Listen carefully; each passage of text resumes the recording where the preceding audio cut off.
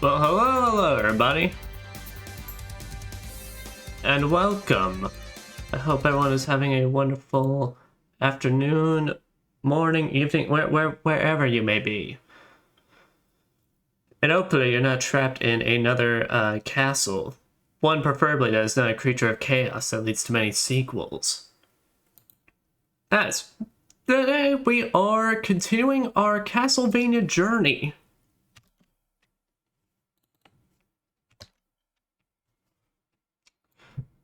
At least I would be saying that if this game would cooperate with me. Alright, well firstly let me check the audio on this. Alright. It doesn't seem too bad. Alright, now let's see if I can figure this out.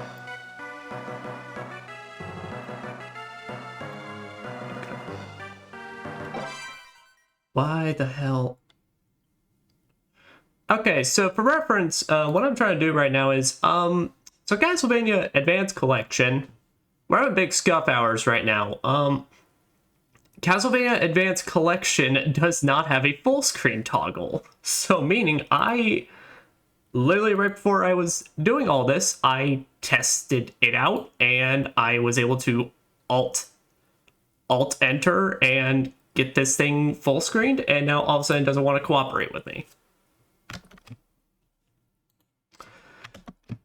What the fuck? Okay, so no, it's not a controller thing.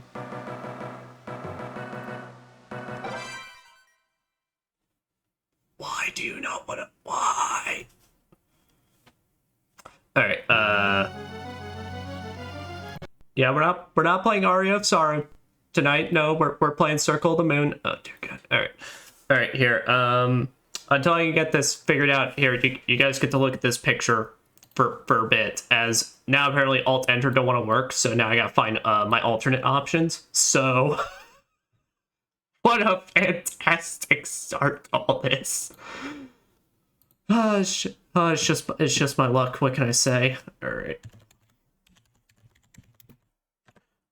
Because literally this worked last time. So what's going on?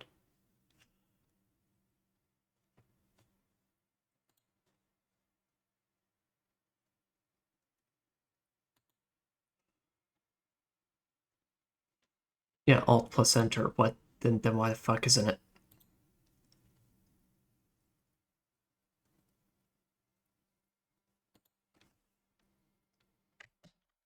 There we go. All right. Now it worked. So now it should actually be having the actually have the game showing up in a bit.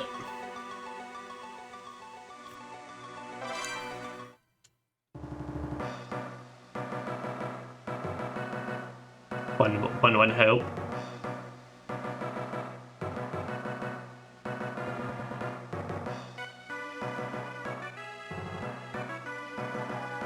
Here, I'm actually gonna turn volume down for a second. I don't think that should affect anything. What the fuck? Why isn't this now appearing? What was that display capture? Alright, there we go. Okay, well that works. Alright, now we can start for real. As yes, we are starting after beating Symphony of the Nights last year for Spoopy-Timber. We're now moving on to the GBA games with Castlevania Circle of the Moon. Now, before we get started though, I will go ahead and go through some of these options. Alright, standard, pixel perfect, full. We'll just do standard for now, wallpaper.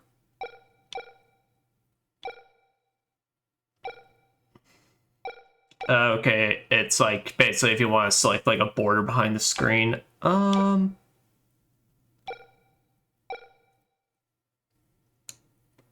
Here, you know, we can do just the stone or kind of mist looking ones.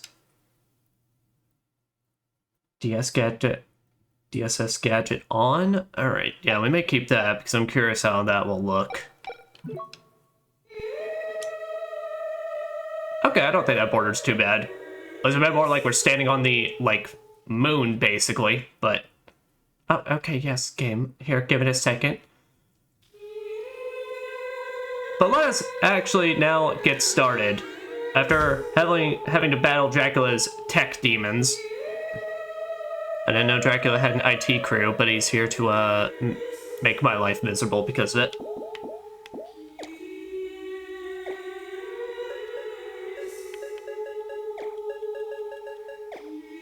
Yeah, let's see here. We can only do like Syconia in Symphony of the Night, so I'm curious. It's looking to be that way. Am I also one of those, like, am I the only one here really, or basically like, we can only do Syconia? Is anyone watching this that's like, whenever a game like actually puts a keyboard in an alphabetical order, it screws me up because I want more of a, well, actual keyboard listing. Yeah. But yeah, Syconia lives on. It is 1830. At an old Austrian castle. From the worshippers of chaos. Rise the plea for the return of the Lord of Darkness. Darkness.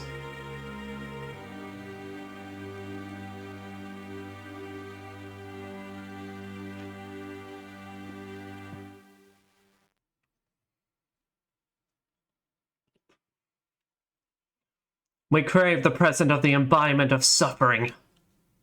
The ruler of darkness. Darkness.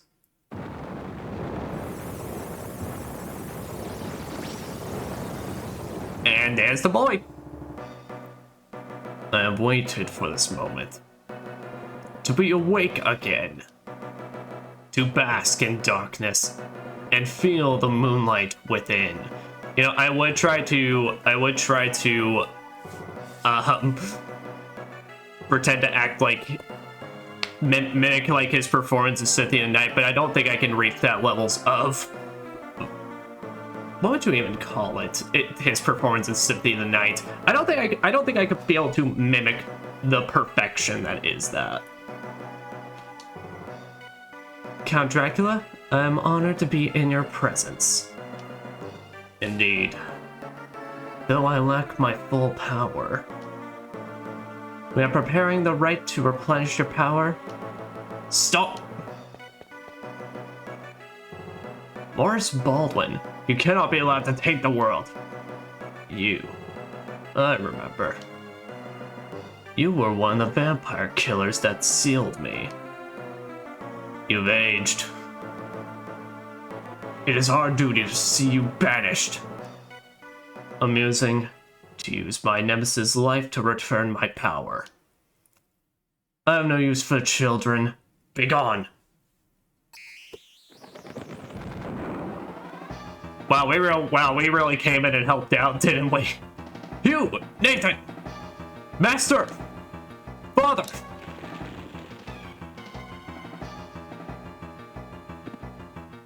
Wow, just like that, we landed.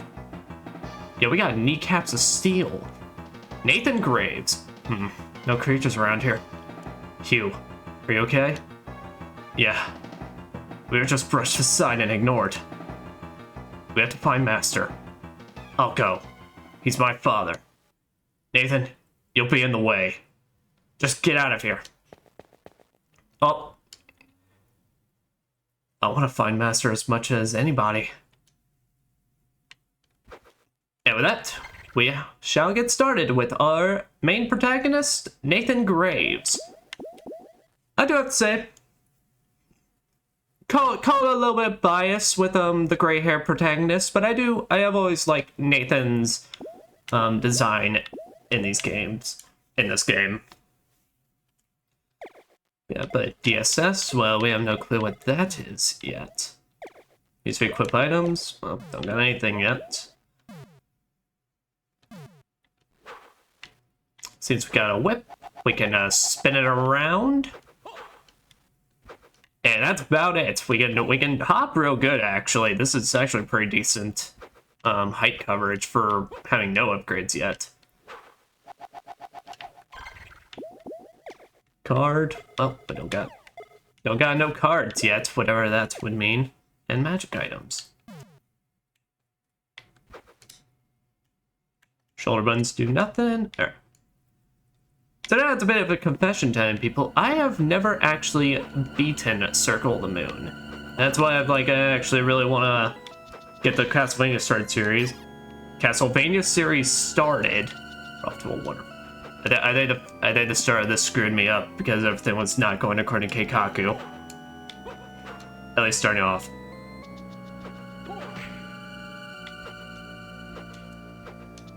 What are you?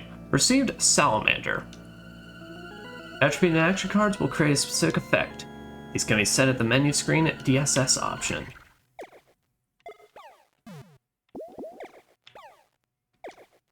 A lizard bathed in flame, then embodiment of the fire spirit. Salamander. That's the power of fire. Well, I suppose we'll see what that's later on. But, yes, I've never actually been Circle the Moon. Now, I have actually gotten to the end of this game.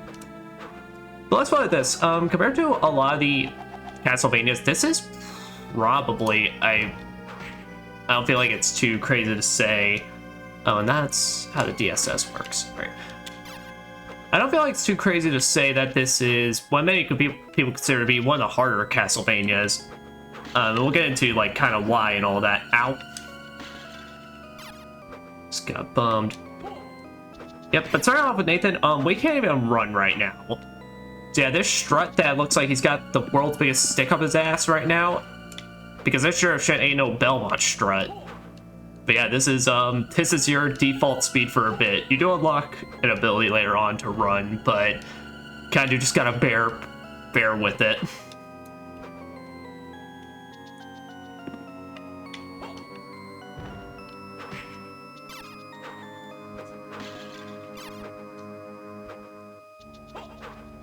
But it's mostly comes down to a lot of things. Firstly, the fact that you only have your whip basically as your default weapon.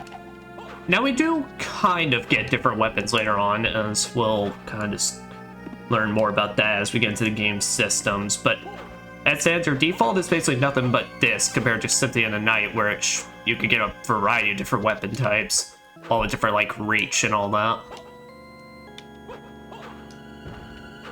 Well, this is like, if you ain't a fan of this whip moveset, well, you better be ready, because you're about to live or die by this thing.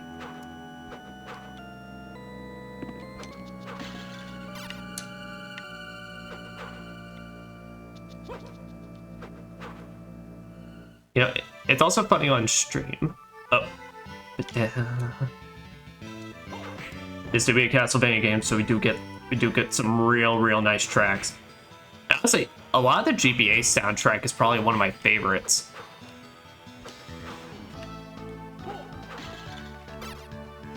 Particularly in Aria of Sorrow.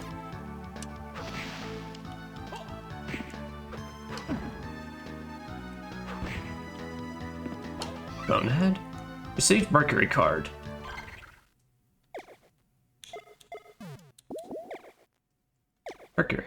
Mercury, the messenger of the gods, has the potential of strength. Okay. Now this gets us into one of our big systems for this game. So with the DSS system, basically you kind of like, you don't really select it, because if you hit another button, you exit the menu. But basically you set your little things onto the card that you want to use. So in this case, we have Mercury as our action and Salamander as our attribute. Now when we hit the L button, wait, I get a flame whip.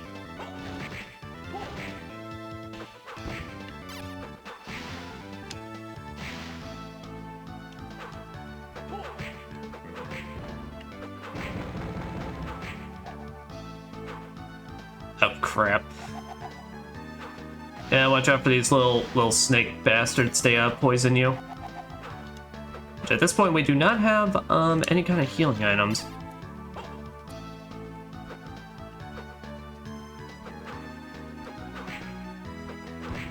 Okay, and I can now see what they mean by the DSS tracker.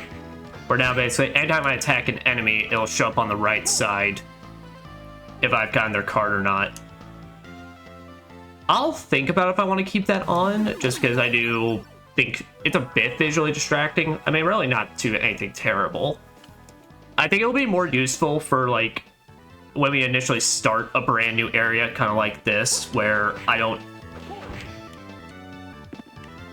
know basically any kind of enemies or what they drop yet. Which honestly makes me now feel a bit silly because right before I started this session, I actually got out a old list I made for this game. Like, I actually went into one of my old journals and dug it out, and yeah, there was an actual, like, pencil guide of the different enemy types I used to keep track of what cards I had and such.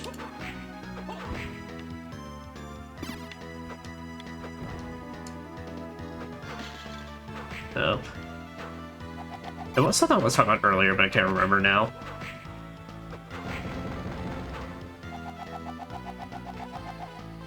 Okay, nice. Oh, but if an enemy doesn't even drop a DSS card, they won't even bother showing it. Alright, that makes sense. Yep. Save points in this are the same as Symphony of the Night, where... Okay. Or it's a full heal out along with being a save way for you to save, so...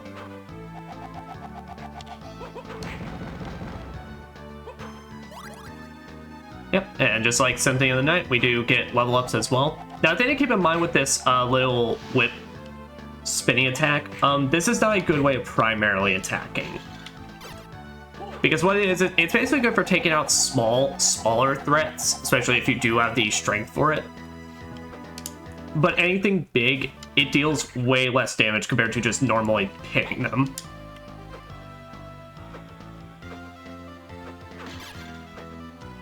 Alright, I can't even reach up there yet, so...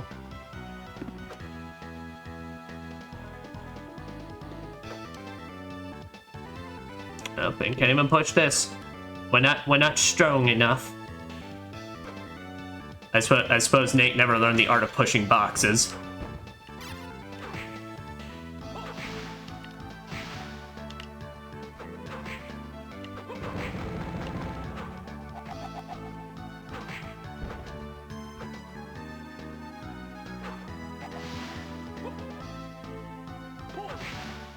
Oh yeah, I know what I was trying to talk about earlier. Yeah, so it's actually funny with this. So, with how I have my OBS set up, I actually gotta prefer how the game looks on OBS compared to my main screen. Mostly because, of course, you have to remember these are GBA games. Like these are games that were not really ever meant to be blown up like this. Which, I mean, of course, they have to be, because modern conveniences and all that. So it's like, I can basically almost count, like, every pixel on the screen right now, which I do not mind, really. I mean, I love me some good pixel art.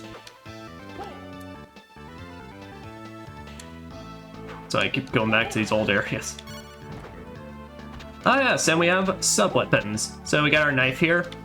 It's pretty terrible.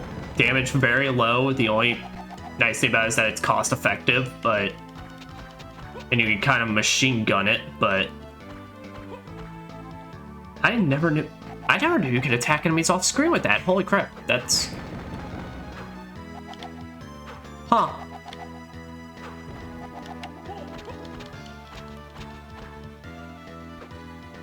That actually might have just like added some points of use for me.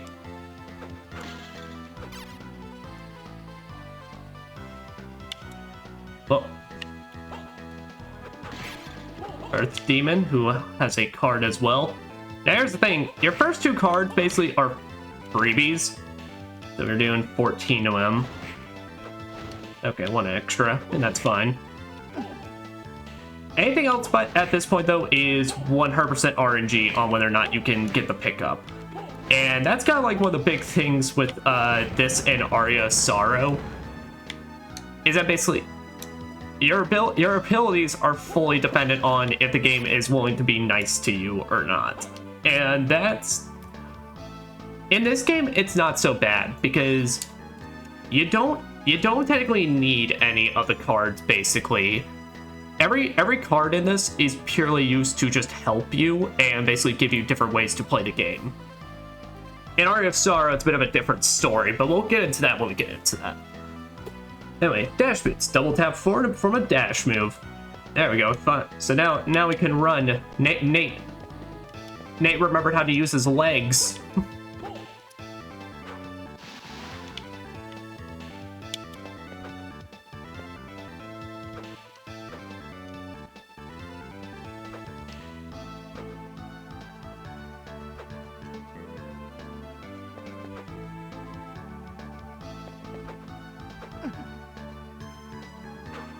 You know, it's funny how this man like knew how to jump freakishly tall compared to basically knowing how to run.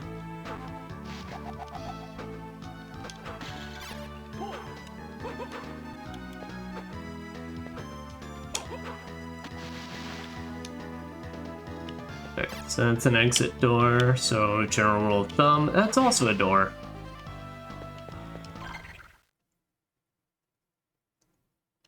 Yeah, we can just scope out the bottom first and then make our way.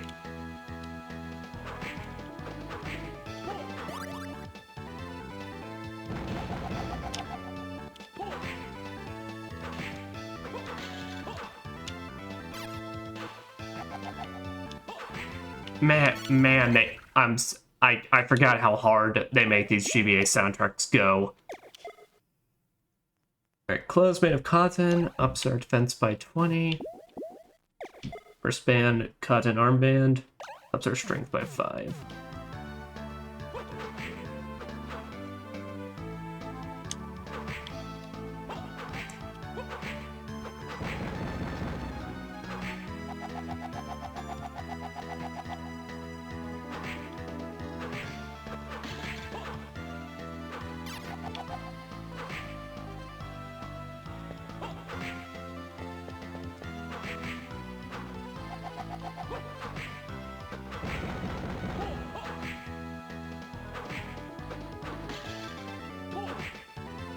Yes, and this is the Castlevania I know and love. Just long hallways, just nothing but just enemies just hounding you.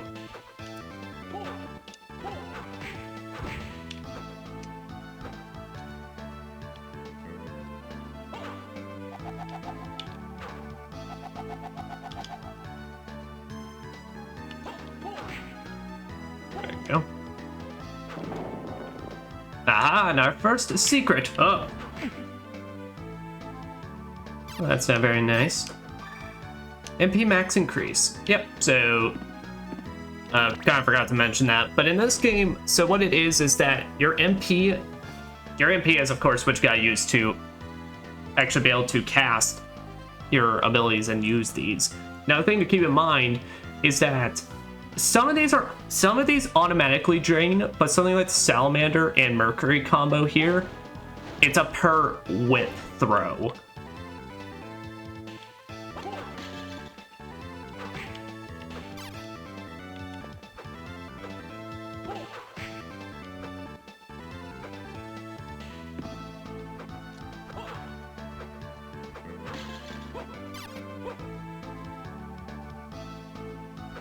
Oh, damn. Can't do that because no Castlevania protagonist knows the art of just being able to just climb into the hole. You can't climb into the hole. You have to slide through it on the other side, or you gotta be able to turn into a bat and fly on through there. Anything else would just be ridiculous.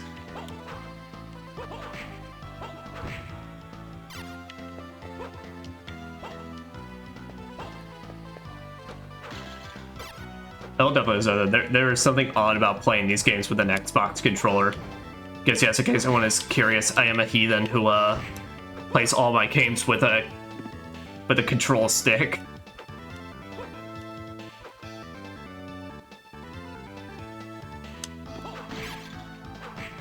Alright. No spirit card from you guys. Well, I feel... Yeah, I'm kind of grateful, basically, that I still, like, went on my way to, pull out my old journal of this kind of stuff, because, it was a bit... I can't even say nostalgic, given it's, like, I made that small little, journal entry... Oh, fuck. It would be, at this point, 2 or 3 years ago. I think it's 3. Actually, it'd be more accurate to say 3 or 4, because I think it was like Circle of the Moon I officially beat. I didn't beat. Like I said, I got to the final boss and I literally just could not, and I got frustrated. Told myself I was going to come back and then just never did. But I had gotten that far in college, but actually the way I first played this game was how I got introduced to the GBA Castlevanias in general. Because I didn't know about Castlevania, but it was my buddy back in elementary school who I like to go and hang out with. Oh, I forgot we can actually slide. Oh, nifty. He had Aria of Sorrow and this on his GBA, and I played Aria of Sorrow first, and Aria of Sorrow, I don't know what it was, it had, like, it was a game that literally blew me away in terms of, like, its presentation and all that. I think it's mostly the Castlevania games I kind of place blame on for my love of, like, the pixel art style and such.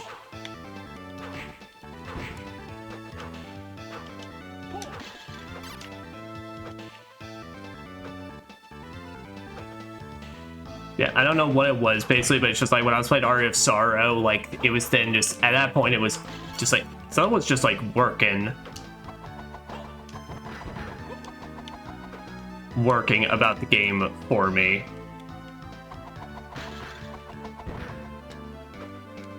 Nice, and we have our axe here, an immediate upgrade to the knife, since, well, it deals damage worth a damn, and... and it goes at an upward arc, which sometimes isn't desirable, but for our purposes, it seems to work pretty well here.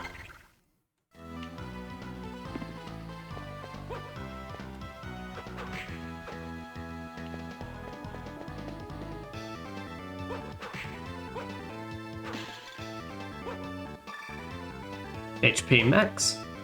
Now let me see that real quick. I believe this game is like Symphony of the Night, though, where basically every candle that has a sub-weapon has that exact same sub-weapon if you leave and come back, yeah. So if there's ever a particular sub-weapon you want to remember, keep in mind which candles you break and what's in it. You bitch.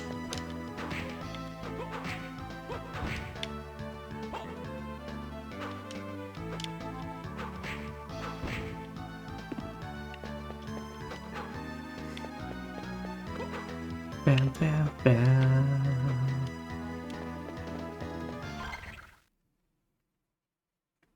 Alright, so we can just hop across to go and save, and then...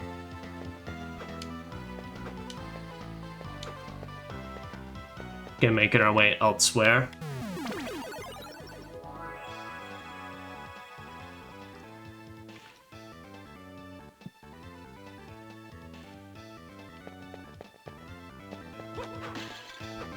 Yeah, Harmony of Dissonance. I actually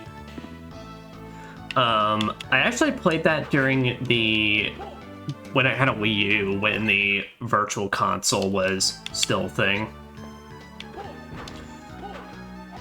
Mostly because, of course, when I had the Wii U and I had the Virtual Console, I bought Circle of the Moon and I bought Aria of Sorrow.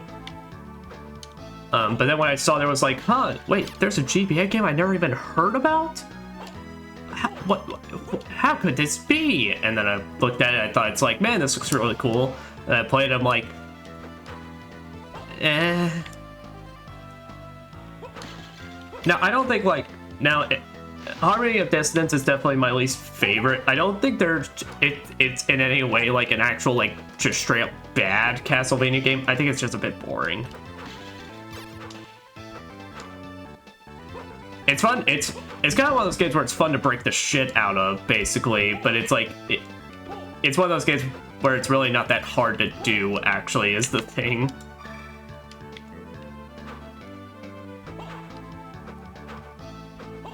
Compared to this game, which, while there's definitely some cards you can grind for and such, and there are some legitimately, like, really good combinations, I don't think, like, Circle of the Moon, compared to the other games, really doesn't give you, like, a whole lot to just straight up break the game, unless you, like, really want to go out of your way to over level. Which even then, some of the bosses in this game hit really, really fucking hard.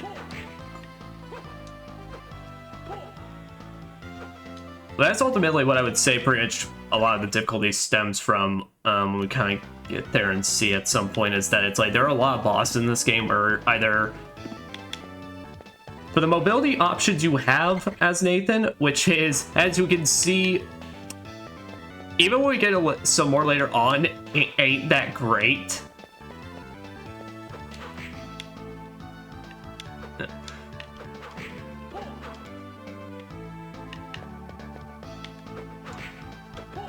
Some of them have very, very large attack patterns, and, well, like I said, some of them can hit like just like a freaking semi. Ooh, nice serpent card.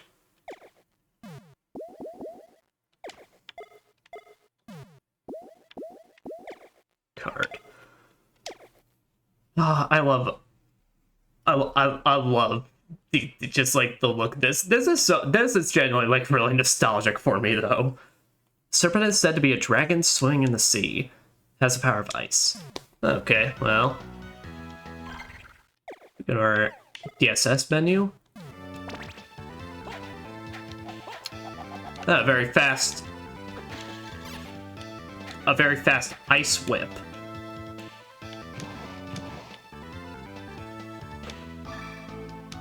Hearts max increased.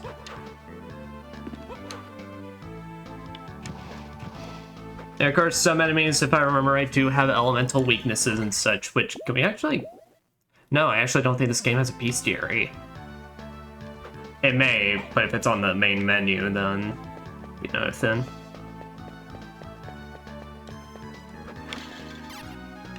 Yeah. Now, I did debate how I actually wanted to handle the DSS, like, card systems in terms of grinding in this game, which... like I said, I think basically the fact that it's like I have this little monitor on the right now that show me which enemies have a card or not will actually be really useful. I was thinking how I can handle it, because typically when I'm playing this game on my own, when I played it, I just went out of my way every time there was an enemy in the room I knew had a card I wanted. I just went out of my way to grind it, just until it finally gave it to me. Because this isn't like Aria of Sorrow, where there's no like end game ring item which can up your chances of drops and such. I believe in this game it's literally just whatever your luck stat is, that's all you're getting. So like any accessories that increase that and such. So I think I debated. I will try, and if at points I know an enemy has a card, then I may try to grind them for at least like 10 to 15 tries. Which one would say, one who is not familiar with this game or Aria of Sorrow may say, well, that sounds like a lot of time. Surely it's kind of drop. No. So sometimes these games are quite rude about that. Now I did hear though, as I was getting ready for this,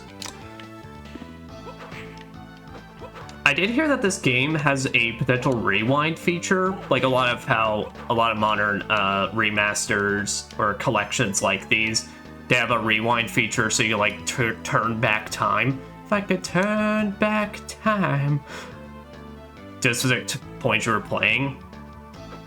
And I hear there's some strat like you can apparently like rewind back to right when you kill the enemy, because apparently that's when the actual RNG kicks in to determine if you get something.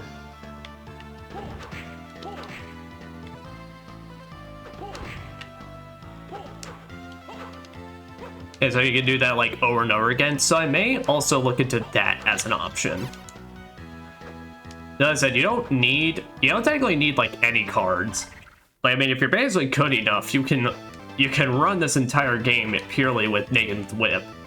In fact, that's literally going to be one of the final optional areas in the game is you can't even use any of your cards, which I have some thought on that. Basically, I'll just go ahead and say I think it's kind of bullshit, but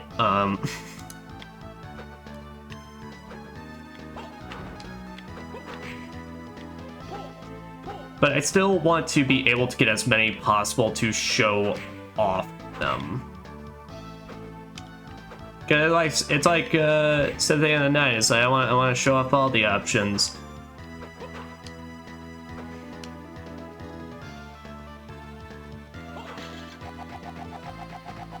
Yeah, so let this be the perfect example.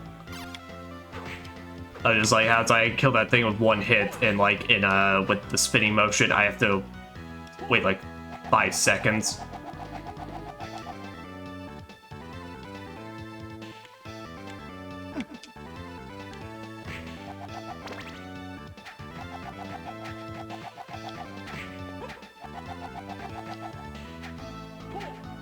Oh, it freezes them. Can I? Oh, yeah, I can use them as platforms. God, that was a thing.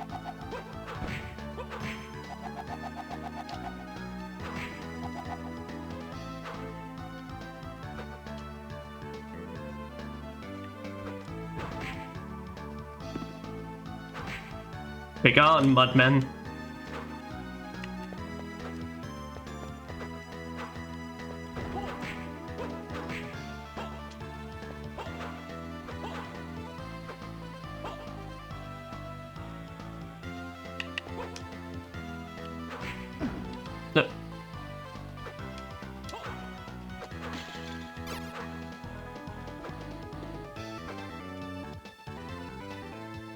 Ah, yes. Next save point. Guys, model's gonna break for a second. I'm just gonna be right back. I'm still in the room.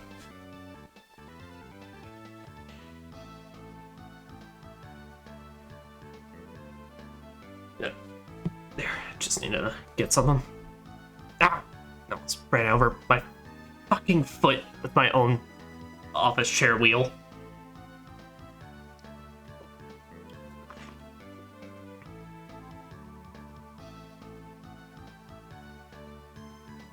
Okay, that's good.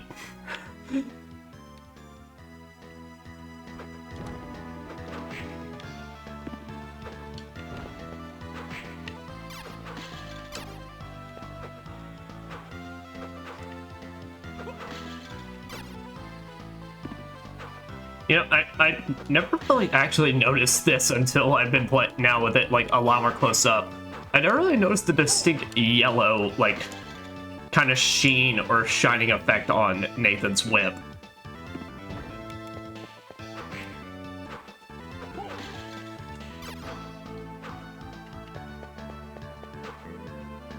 It kind of makes it look like my man's throwing out more of an electro whip or something.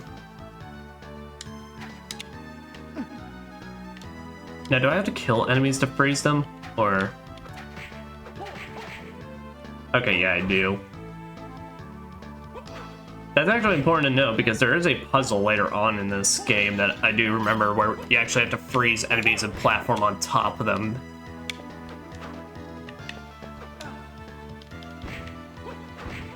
To progress.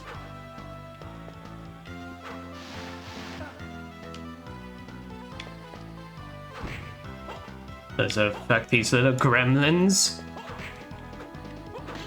One would call them quite rude.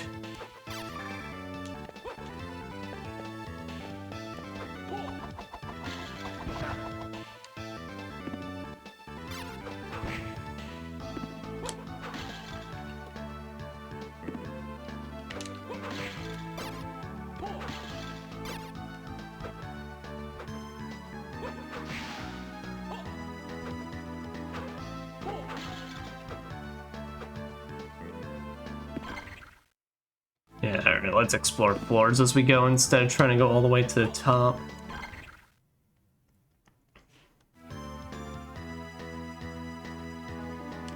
No, wait. Is this gonna lead... Is this heading back to the main area? So is this just gonna lead me straight down? Because I recognize the power in that room, so I think so. So we're gonna say yes and ignore that. Hope there's nothing cool.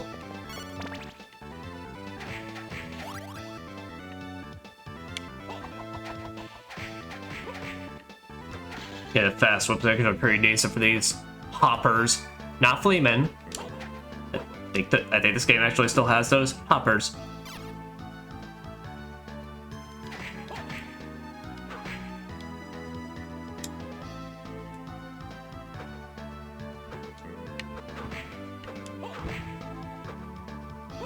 Oh. Well, all right then. And of course, big gateways means bosses.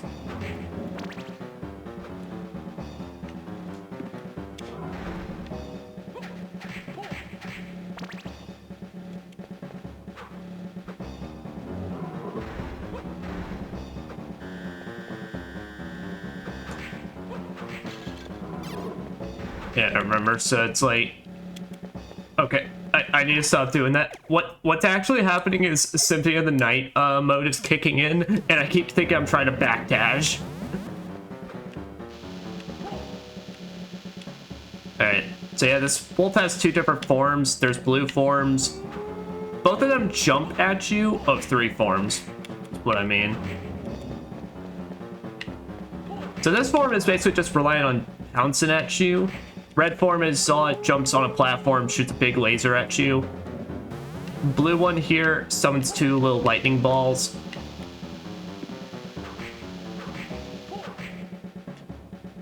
Now, luckily for Nathan, is actually kind of no problem, given, well, his default weapon's a whip.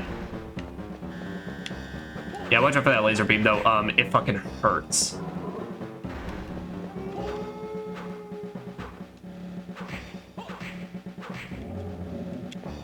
Yep.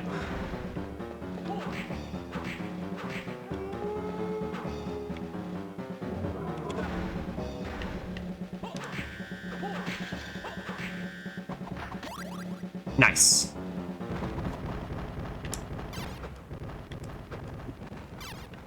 Well, not a bad first boss, I would say.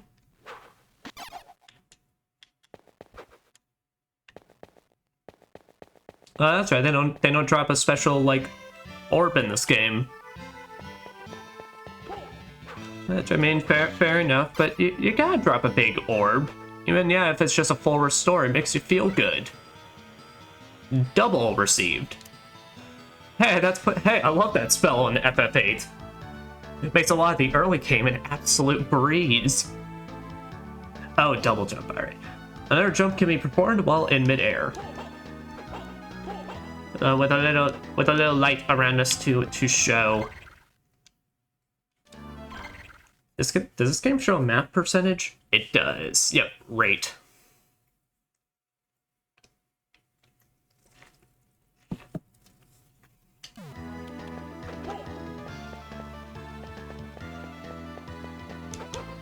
Oh, and with that, like any good Metroidvania, the moment we got our double jump now, it feels like the control has, even not necessarily being bad starting off, feels a million times better to do.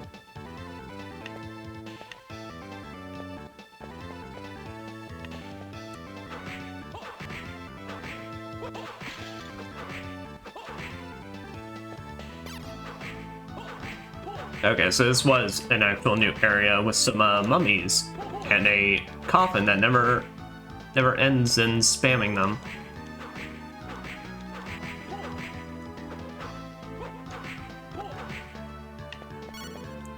Heart.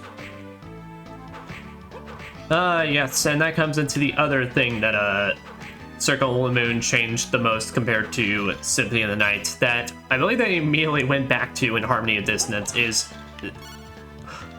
Oh yeah. Alright, now we're in this, boys.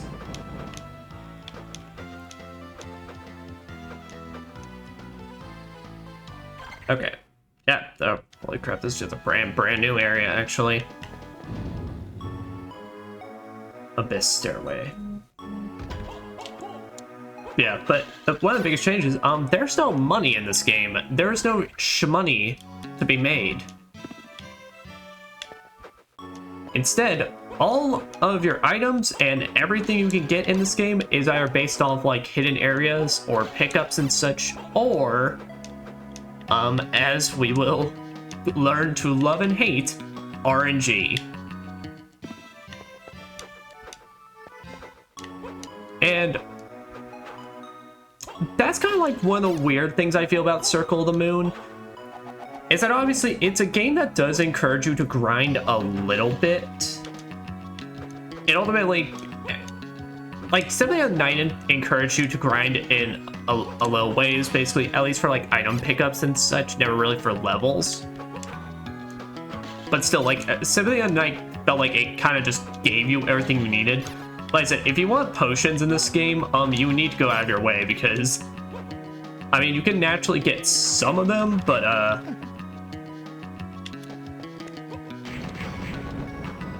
yeah. Love me some holy water. But you are gonna get a main majority of them from actually, like, just finding an enemy that drops them and just killing them over and over again.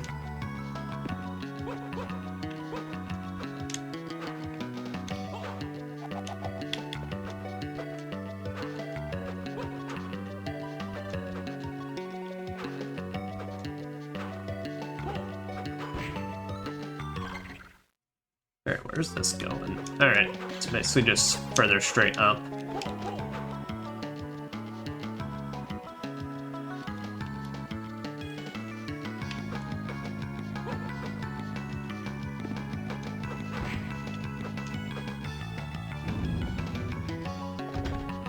Huh? Oh. Well, you know, to be fair, that makes more sense given physics kind of prevents that. I have to wonder, how does that look from Nathan's perspective? Is that literally just an Iron Maiden that is just taking up the entire room?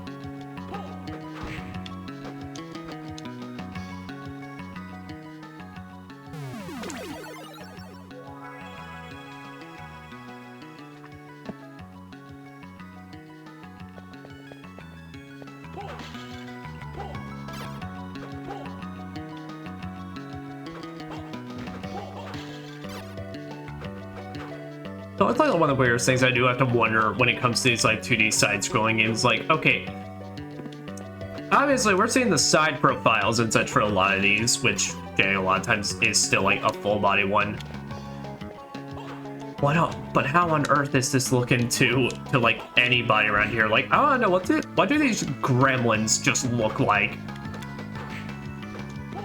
You know, to Nathan's perspective, because obviously we look at it as like, looks like we're weird bird people. Like, to Nathan, does it basically look like the Chancellors from the Dark Crystal?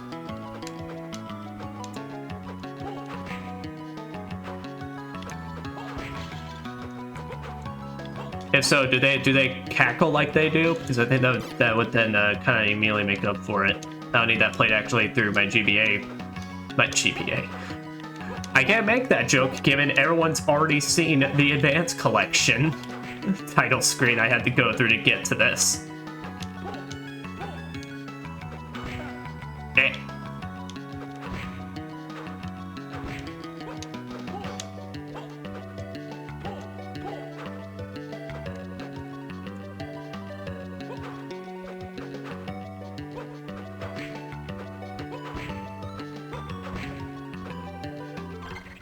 Oh yeah, we're definitely gonna have to go backwards at some point.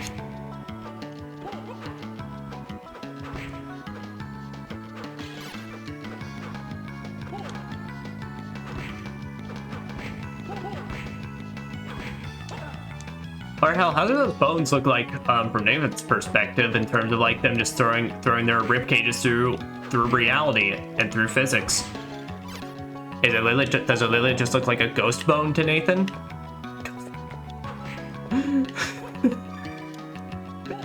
I didn't make myself laugh at that. It's a ghost bone.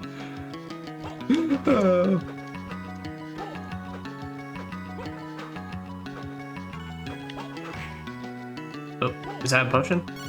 Yes. Don't get too excited about that. If I remember right, the regular potions in this are, like, worthless. 20 HP. Yeah, our HP, upon getting that, it's already at 170. That... Honestly, that feels like they can barely be worth even, like, an extra hit. Audience room.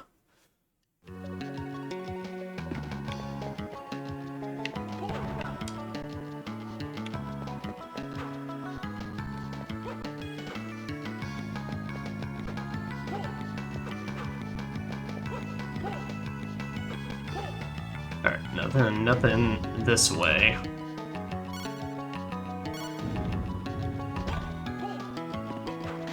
Oh, nice, you don't actually automatically go through the doors in this game. I forgot about that.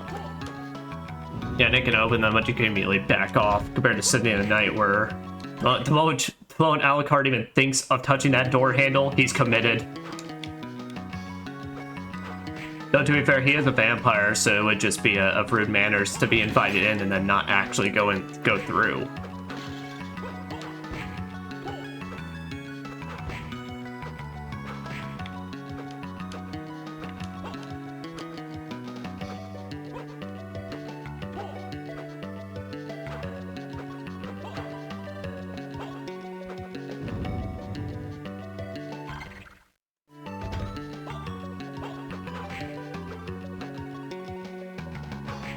Alright, and the slimes drop.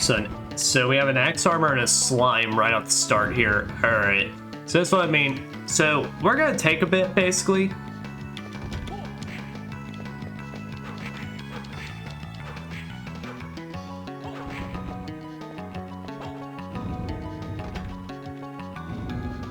So that's attempt number 2.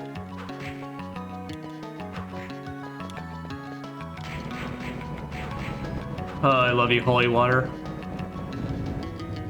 Yeah, fair warning. So this game basically just uses all the typical sub items. So there's this axe, the holy water, the boomerang, or cross.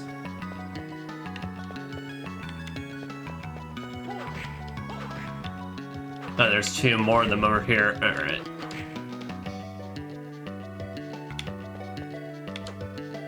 Oh, and there's a block. Can't even do that. What the fuck?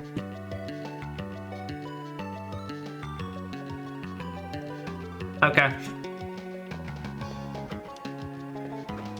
I'm ignoring that in the bottom right corner. I don't know why that showed up on that screen. I don't know why the hell it shows up over my game, but it's... God damn it. That's why you put a full toggle screen in your options, just guys. Nice. Mandragora card. And for reference, the only reason I really have a web root security thing, well, that's just because this came free with my PC. So, the Mandragora is represented as a humanoid with roots. Set of feet has the power of plants.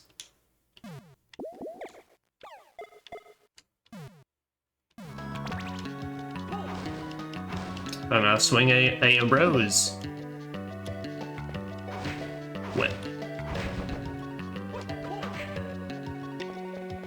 Alright, well now all we gotta do is just grind up the slime at this point, so we'll still count that as attempt 4.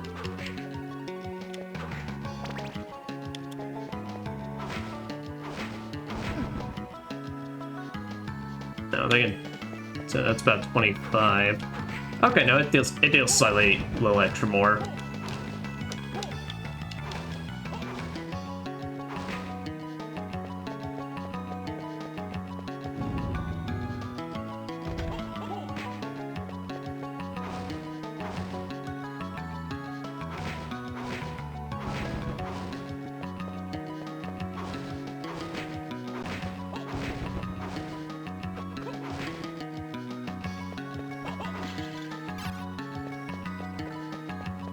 Pulling down, that was attempt 5, so...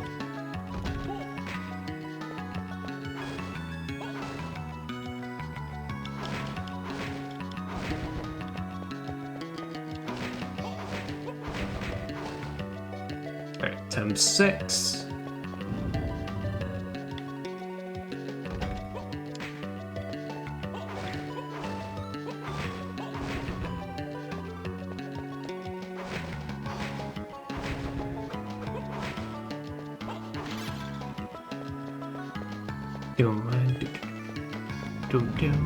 Times 7.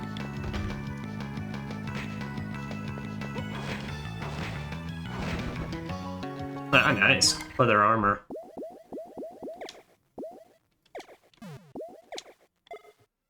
Yep, that's more than our con clothes. Yeah, that's kind of the other thing about not having a shop in this game is that you really can't get rid of any, like, just unneeded items anymore. It is a bit, like, so I don't... Ultimately, I mean, you're just gonna find what works for you, because I don't think this game really ever gets, like, fancy with its armor.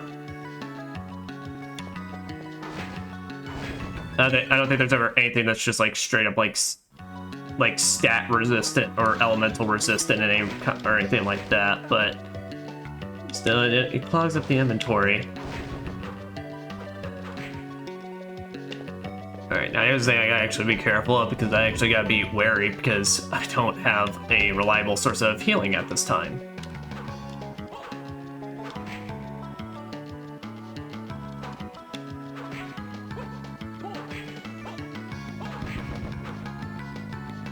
Alright, that attempts... I think that was attempt 7. Man, I keep wanting to backdash so badly, but I forget that's not a thing I have.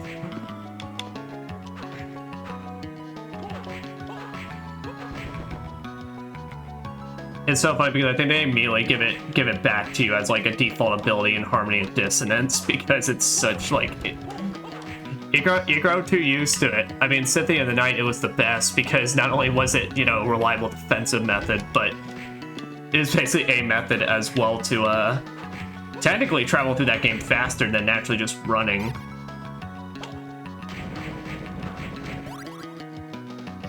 Oh, so we got a level up out of it.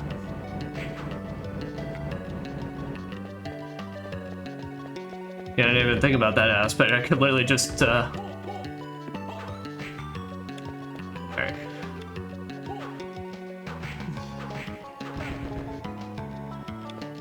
Okay. Nice. Venus card. Venus, goddess of love and beauty, has the potential of enchantment. Wait, enchantment or enhancement? Enhancement. Yep. What? So that's the big thing, is that it's like our action card, Venus, has a completely different thing it does for our abilities. So Salamander here, guess it gives a little...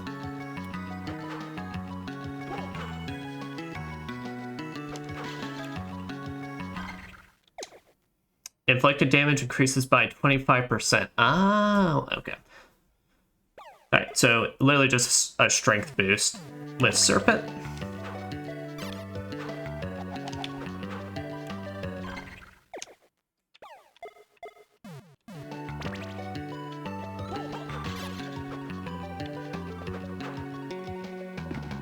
Yeah, maybe we gotta hit an enemy with it. Maybe then it'll tell us.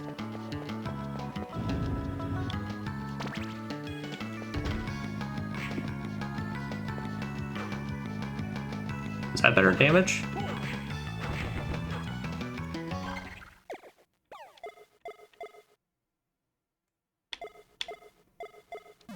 I don't know. Serpent.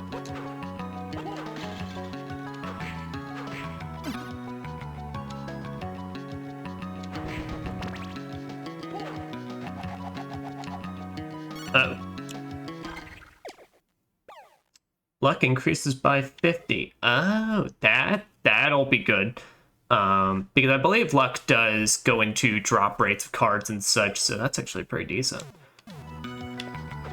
I guess we'll keep screwing around with Serpent then to see. Maybe it's a defense boost.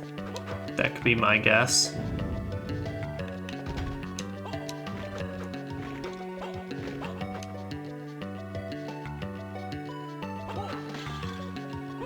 Now I'm good with my holy water.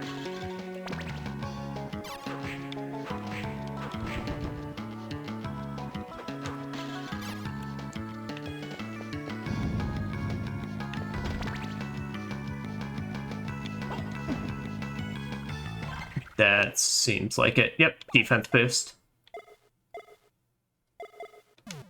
I was gonna say, honestly, let's have the luck one since well, that means more potential critical chance if that's a thing in this game, but as well means enemies are more likely to drop items. Hey, I remember this room. It's locked. Yeah, this is where our asses got absolutely punked. Oh, we need a quick way to reach back to those previous floors. Well, now we have an option. So we straight up reach a stopping point over here, then we know where to run back to.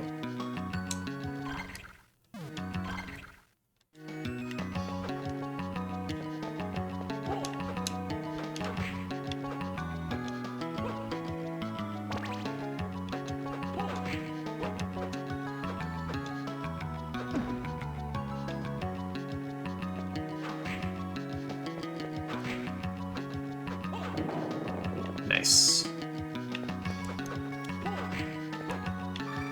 Heart specs.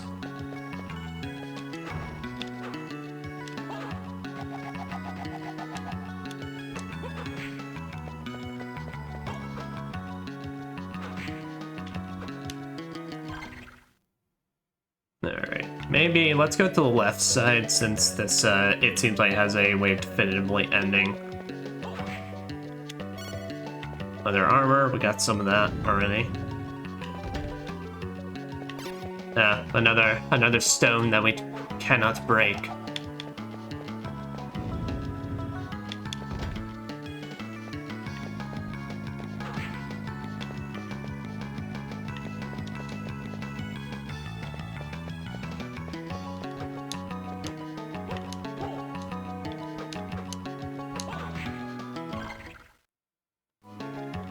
That's right. It's still way down here. Triumph hallway.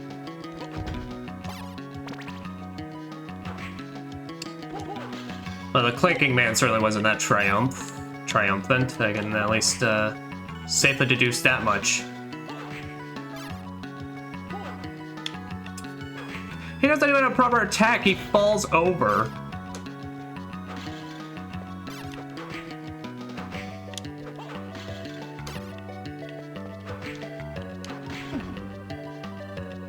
Alright, I gotta actually watch myself now.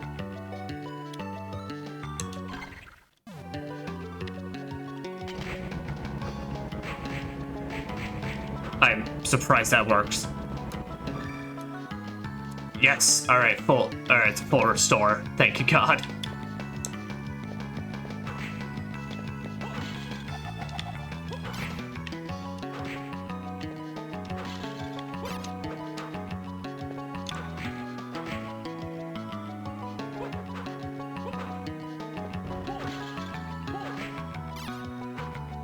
Yeah, because unfortunately it's not like it's at the end of the night. I had so many, can't be like that, where I had so many healing items. I just kind of, around the end of the game, I just started bumbling my way to victory, and it worked out. It's like, no, in this I gotta actually, you gotta pay attention just a little bit. Not much, just a little. Just enough.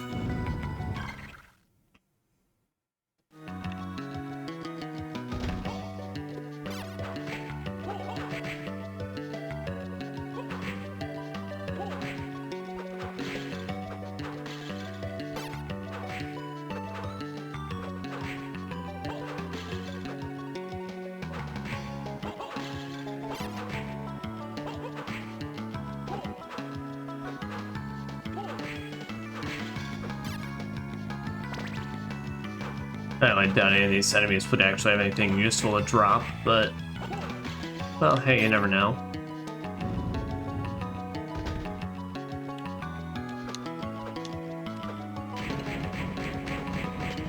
flame armor. Alright, well luckily he doesn't have a card on him.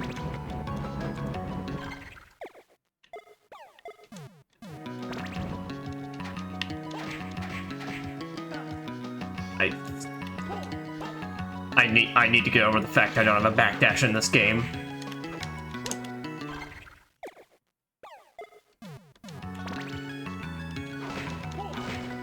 Is that doing more damage? Slightly.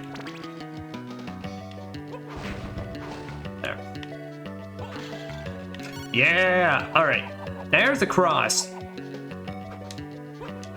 Now, in previous games, I don't know. Sometimes the cross is pretty useful, sometimes not. In this game, I think it's awesome. Now, because the useful thing about the cross is that as that thing is on screen, that is a hitbox. Even when it is hanging in place like that for a bit, that is still doing damage.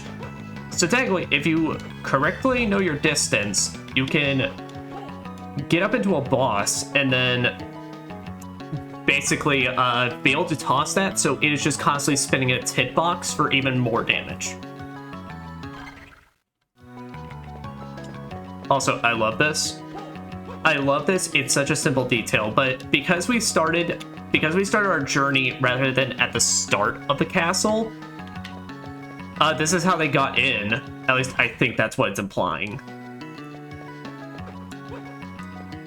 Which would make sense, because that's why it's like the first hallway here is just what has a bunch of like zombies and such, because those are typically your first enemy, but we're kind of like weirdly now working our way backwards.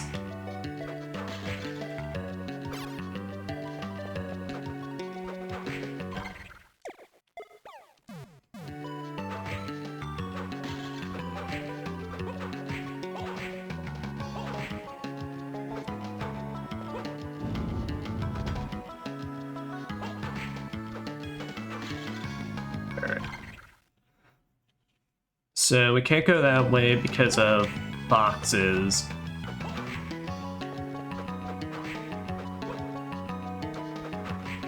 So I guess we'll head back, start making our way further up.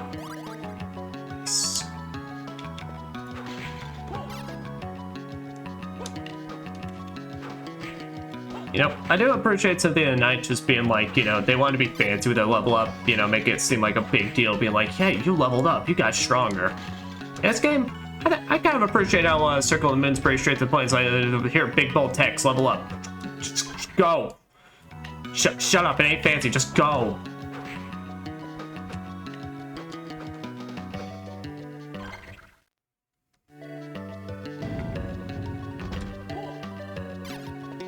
Tell you what, you think you're Dracula's son? You think you're good enough for that fancy shit? Nah, bitch. This is GBA territory. You're on a mission. Ow. The mission involves getting hit on the head with some bones. Alright, yeah, that's the right way. Oh, I forgot I didn't have the holy water anymore. Yeah, and the cross in this game does like really, really decent damage.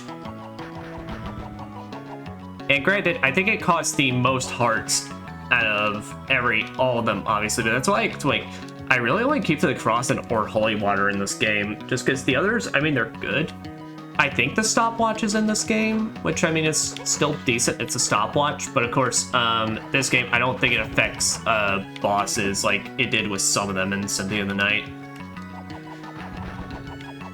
Flashback to when I completely broke the doppelganger fight in that game because I just kept stopping and hitting him over and over again. Bronze armor. Armor made from bronze. Simple and straight to the point. I can appreciate it.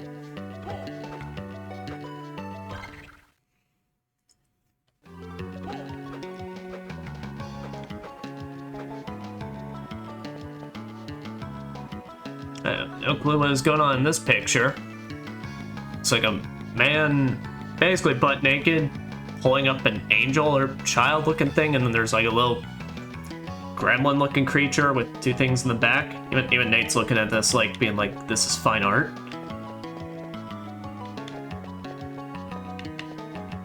And the answer is yes, Nate. Because nowadays anything can be art.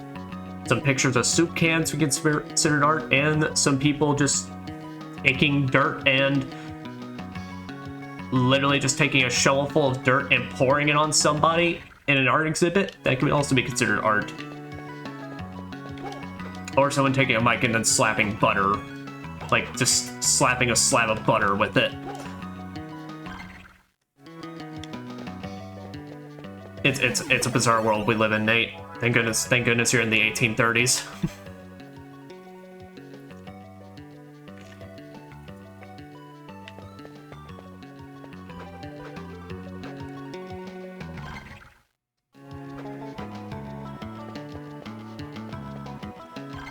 It's actually funny because if I can remember by the end of stream, I'll show it or talk about it next time we play this. But it's funny how I actually kind of prefer how Nathan looks in his like in-game portraits and all that compared to how he looks on like the title box or title screen and all that. Like before we actually get into the game. That's right, we got an electric skeleton. All right. We'll say there's a more convenient area to grind the electric skeleton in. Otherwise, this may be where we call our grinding spot.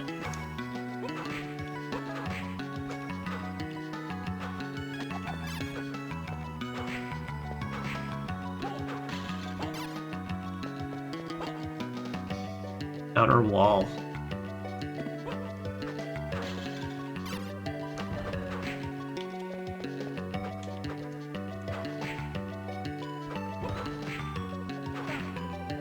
Okay, not really a more convenient area since I gotta jump the pillar.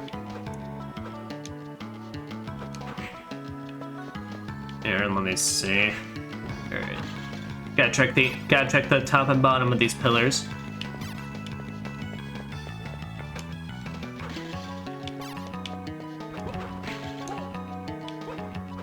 Nah, I'll keep my cross for now. It'll actually be useful given the platforming nature of this place.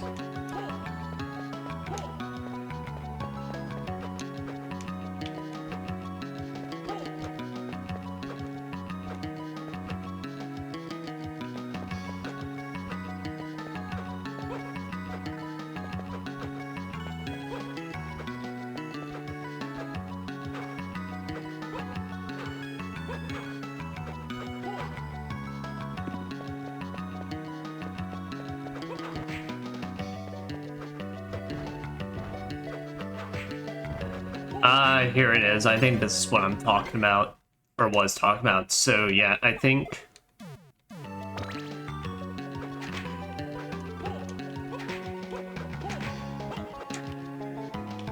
Now you do gotta work fast on this because of course, they'll defrost after a while. Now as long as you don't follow up on them after you've iced them though, then it will kill them. And you shoot little electric things. And of course, partially because I'm not playing this through my special methods, I can't play it safe and, do a little save state. So, if I mess this up, well then, God help us all!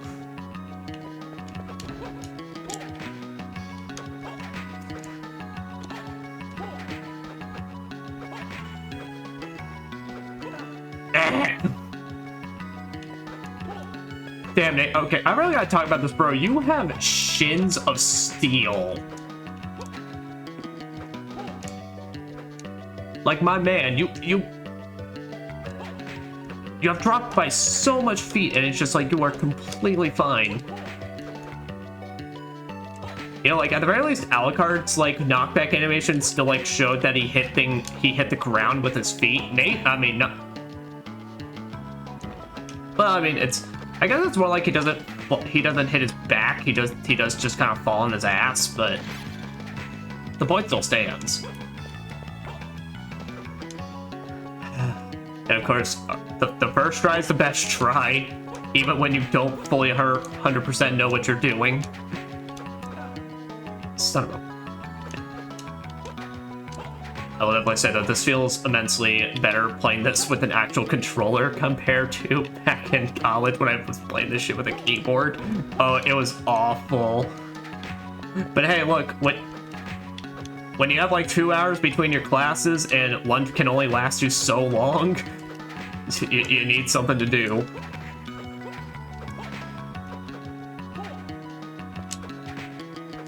Oh, you fucks. There was literally nothing. You literally gave me no choice. I mean, I probably could just jump in the alcove, but fuck you anyway.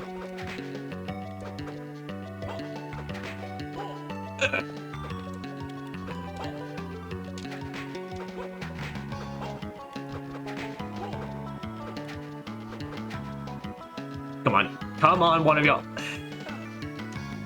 Well, that's just fucking rude, you little punk ass.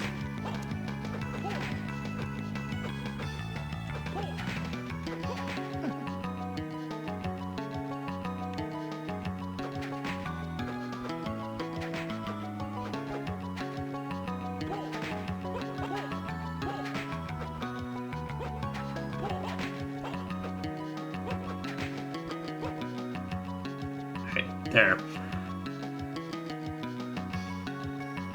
Take a second to rest and then let you...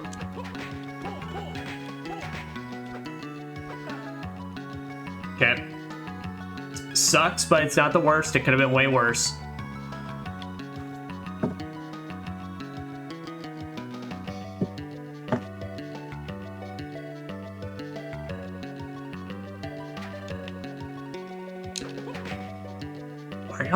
Why are they just now raining down on me with their electric shots?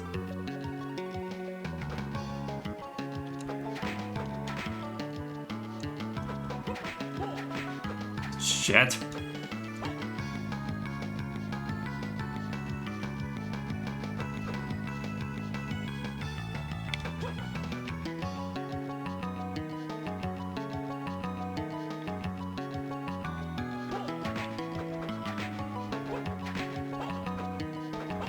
Nice. All right. Hey, Electric Skeleton, if you could just like drop one of your cards, that'd be really, really fantastic. I'd be so appreciative if you could just do that for me, please.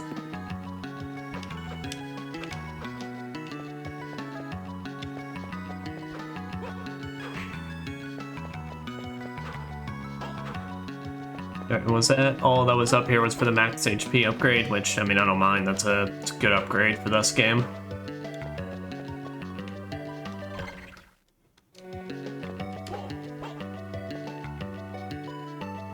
Alright. I'm gonna assume there was nothing else up there, and I am good. Okay.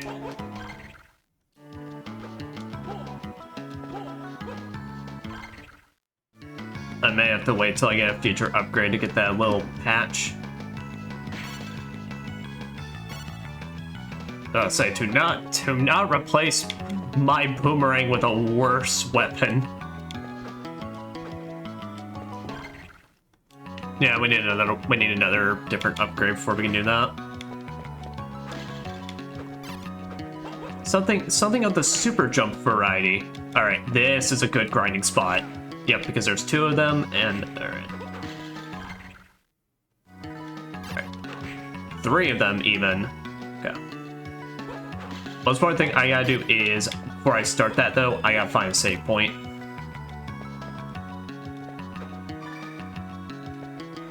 Guys, if I do not find me a save point and I fuck this up, well, I'm gonna repeat all that, and then I will just be a sad boy. No one needs Psychonius being a sad boy. I'll cry and I'll make everyone feel bad. Or nobody. The moral of the story is I'd be sad. Maybe Nate could be sad. Nice. No, never mind. I'm not sad anymore.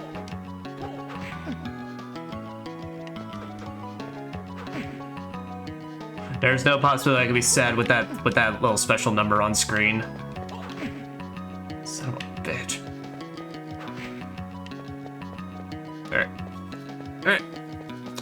Grinding attempts, go. That was attempt 1.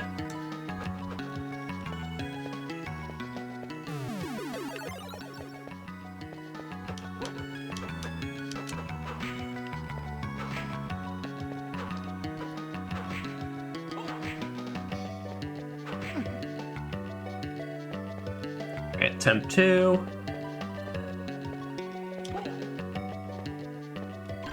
Oh, wait a minute. I should...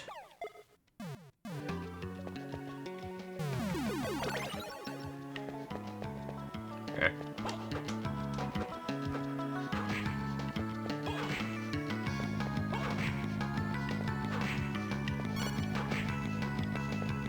Okay, and then the, like, green shield pops up. That means the luck procced to help me out. Alright, attempt 3.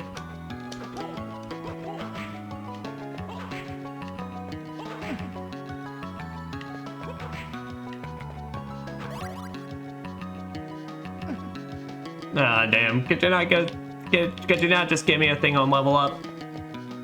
Could that not just be a little fun surprise mechanic?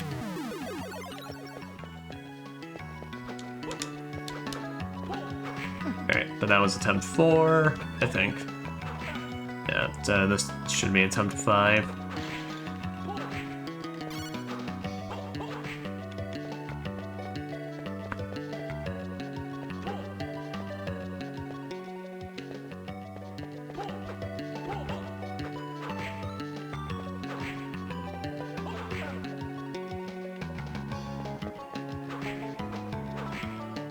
Alright, attempt 6.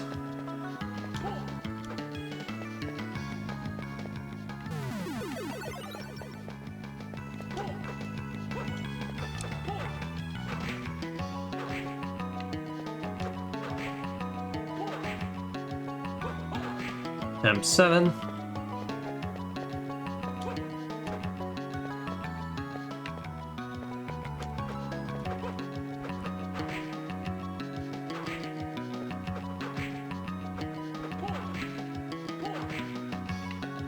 I don't need your leather armors. I already have like 5 of them.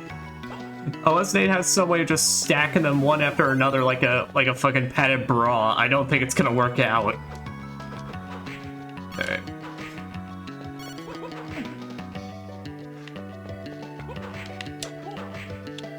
Alright, attempt 9, I think that was.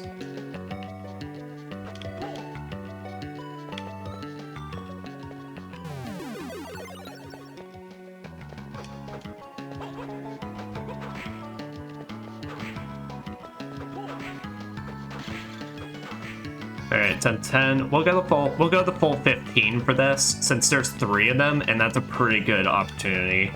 A pretty good chance there.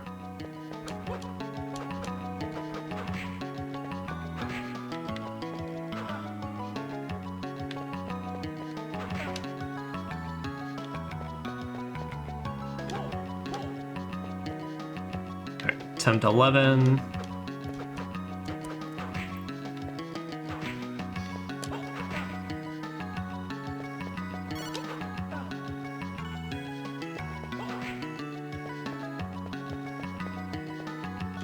Attempt 12.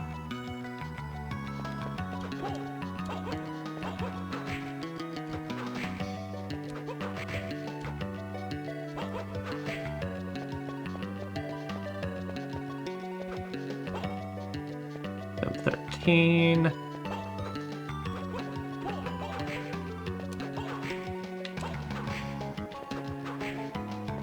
Attempt 14. All right, last shot.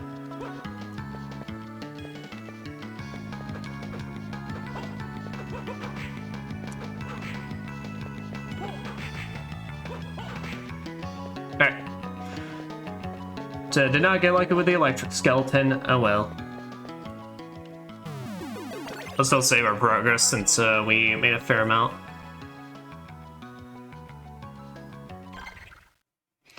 Alright, so where are we? Okay. Yeah, what I am gonna do is just give me a second. I'm gonna make note of this on my personal notes.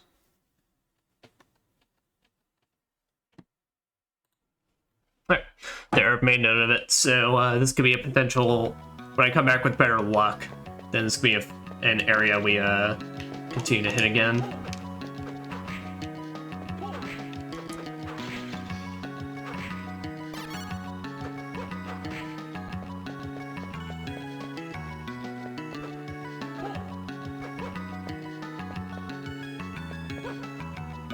That's very far. Get up here. So where do we need to continue? Continue back to the other side of the room.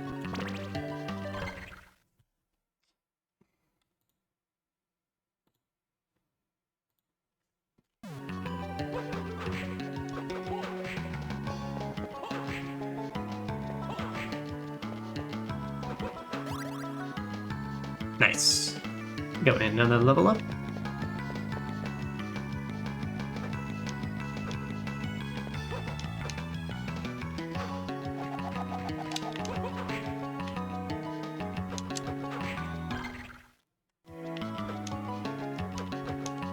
Yeah, so we'll get into a lot more of it, like my issues when it comes to Aria of Sorrow, but like I said, in this game, it helps that DSS system doesn't require you like any of these, besides the ice upgrade, but even then, it's for an HP up. When I talk about Aria of Sorrow, go ahead and get out of the way. In Aria of Sorrow, if you want the true ending of that game, you have to get every enemy's soul, because every enemy has a different ability in that game you can steal from. And that legitimately, that takes that game from maybe only taking roughly 5 to 6 hours.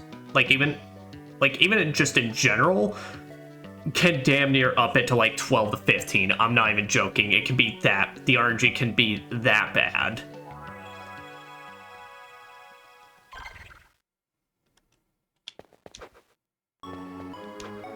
Aha.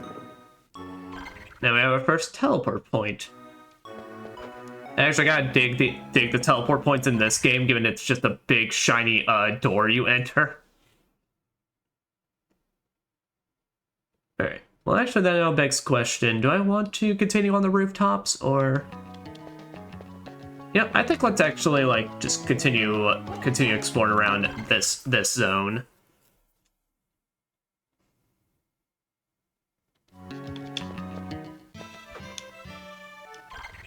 Wait a minute.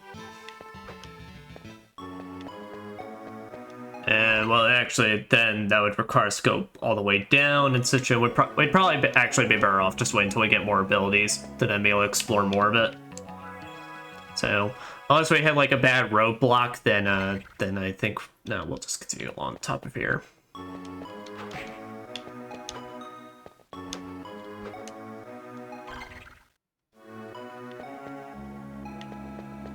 Alright. Another rock that we can't do nothing about.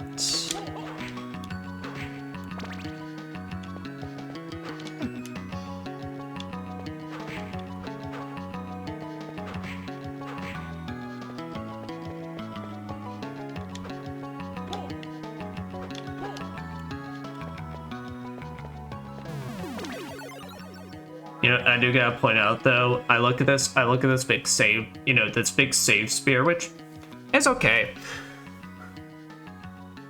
I swear, when I first played this game, I legitimately, because it was on a GBA screen, I thought that, like, the little, like, I don't know what you call it, that little stand that's basically holding up the actual, like, giant ring around the orb. I swear, like, when I first played the GBA, I sure thought it was just a statue giving you the bird.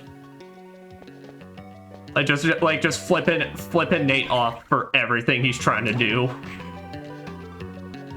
Devil Tower.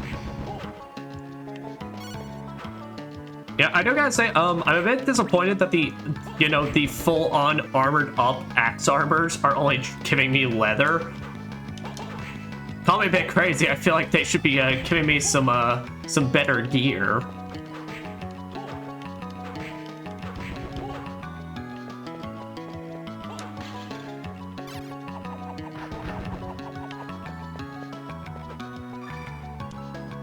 MP.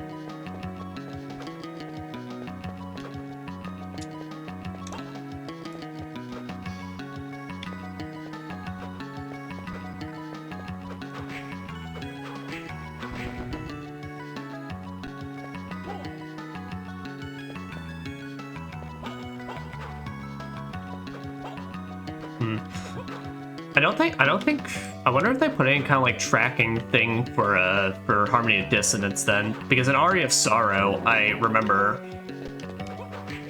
this advanced collection, they also put in a soul tracker in Aria of Sorrow to be able, like, whenever you hit an enemy, Yeah, I remember. Oh, that's why I'm kind of fine with it in this game. Yeah. So in Aria of Sorrow, it was anytime you hit an enemy, it would then show you on screen, like, if you had their soul or not. But, like, when I say hit the enemy, I literally mean each and every individual hit. They will just bring up the thing to the side. So, I mean, it easily just got crowded and such. So this one's actually, that's why I actually don't mind it here, given it's, it is every other hit, but I mean, I'm not hitting them nowhere near as frequently as Aria of Sorrow.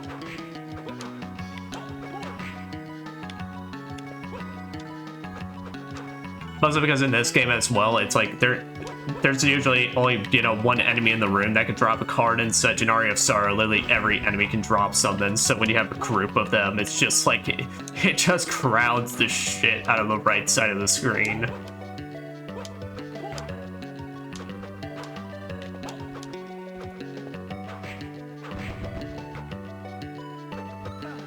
Ow.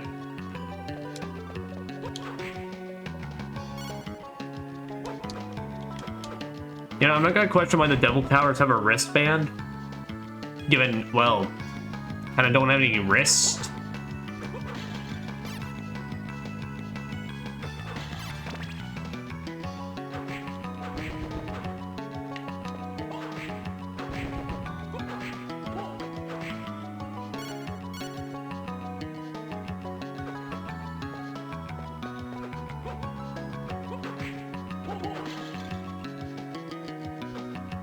Nah, I'm good.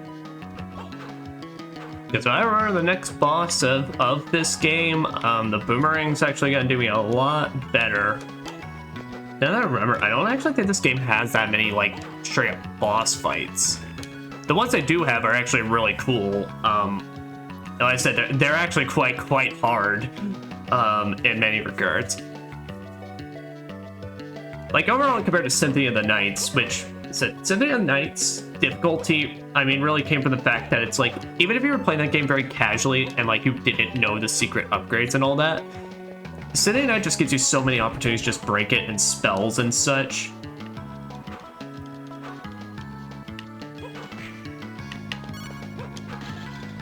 It's just like a lot of its mini bosses, because I definitely classify that it's like, you know, the main bosses is stuff like Death or the or Dracula, of course, or anything with a cutscene before it or anything like that. But like, it also definitely just had a lot of just mini bosses that are just very simple movesets to dodge and such. Compared to this game, where it's like there's really no mini bosses. Everything that they consider a boss in this is large and charged.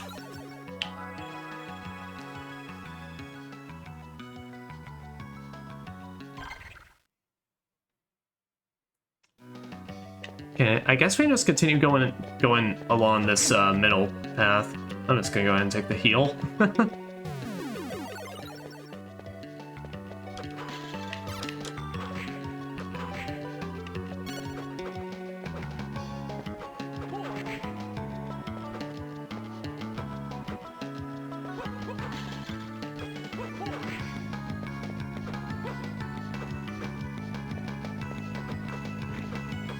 There we go. All right.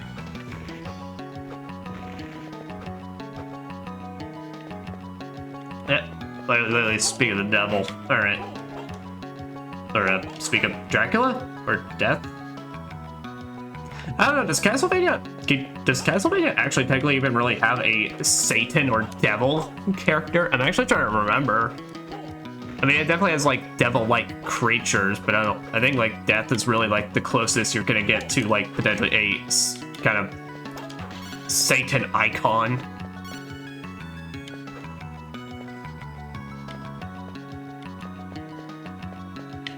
Yes, another rock. These damnable rocks.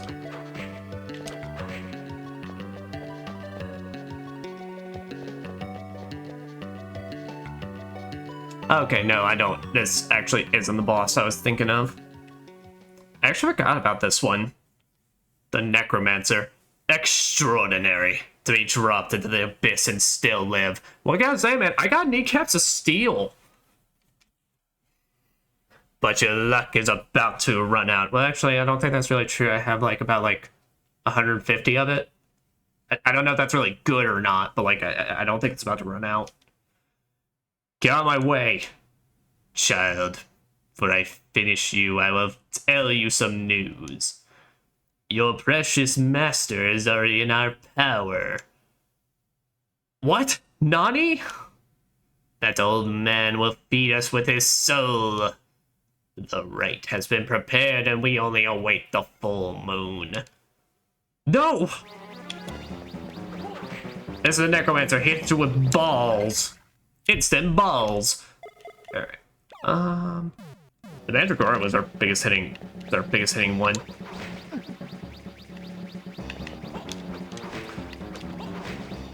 Yeah, no, so the servers, while not being all that bad, this guy can be your first,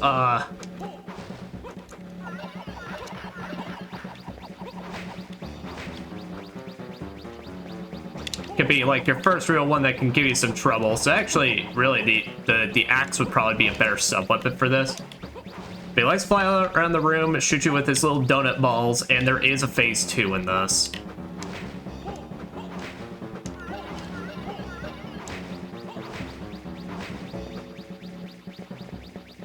All this is there. He's not the worst. It's really the worst. The worst thing about him is while trying to hit him without like throwing yourself into his hitbox, and of course the rings having their semi-random movements. Because I really don't think they follow a set pattern. Alright, there we go. Yep, and now he's like a bone devil man.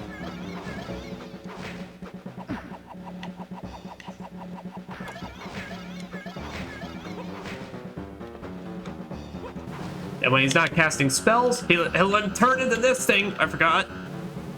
It's just big green energy ball, and then he will attempt to tackle you.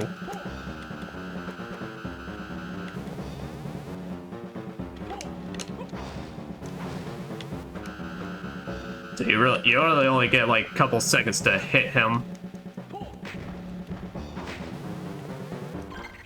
All right, here's what I'm gonna do. Gonna up my defense rather than take out these skeletons.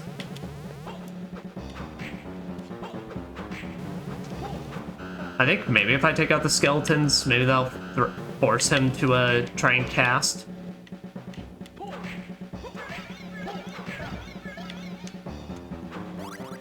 Nice. Beat the necromancer. I know Master is still alive. Hold on, I'll be there. Though, where's Hugh?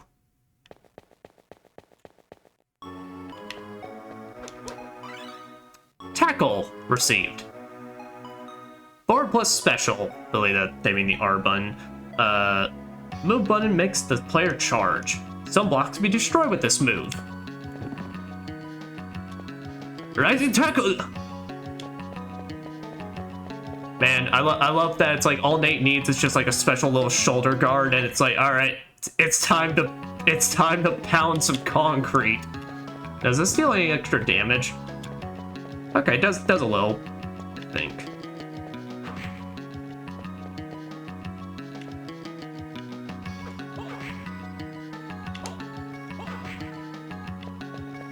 Yeah, I was about to say, that says like 92, which I think it did the same damage. So let me just test it out. By the way, it's definitely main purpose just to break some blocks so you can move onward.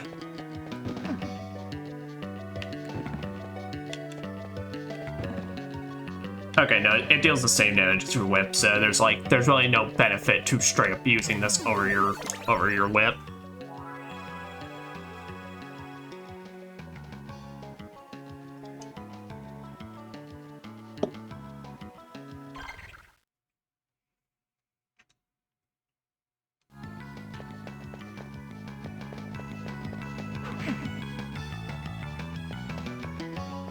Let me just run back here real quick. Oh, I didn't want to save again, I just wanted to heal.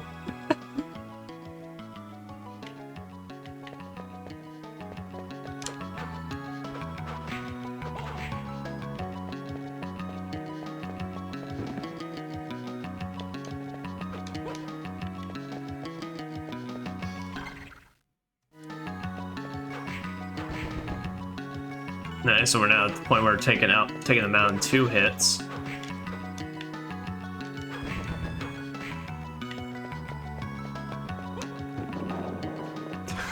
I love how there is a little animation of him just going like, ugh.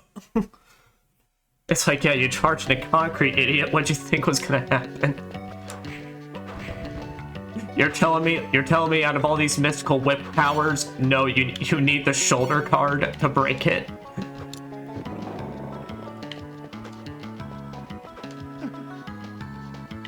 I know. Oh well.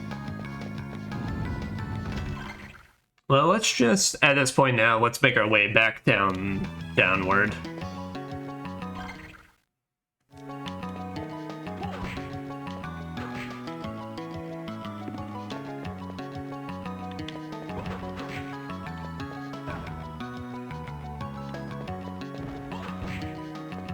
As I clearly run through with reckless abandon.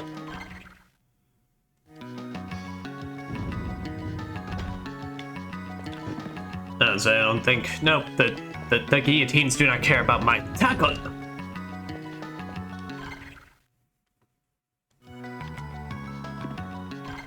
Wait a minute, is this? Okay, no. No, I have to come in from the lower angle.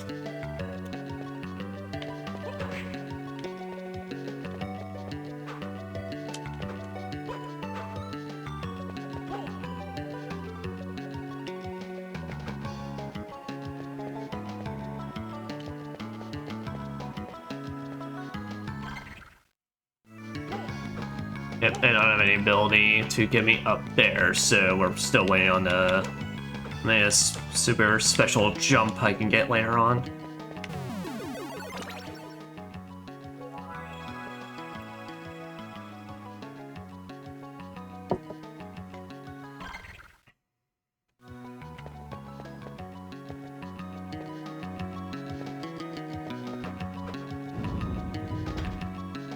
Another Iron Maiden.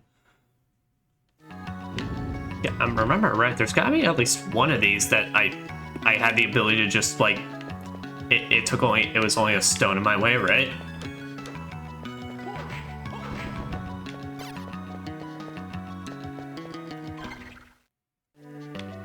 No, I just never went this way. Well, now I will.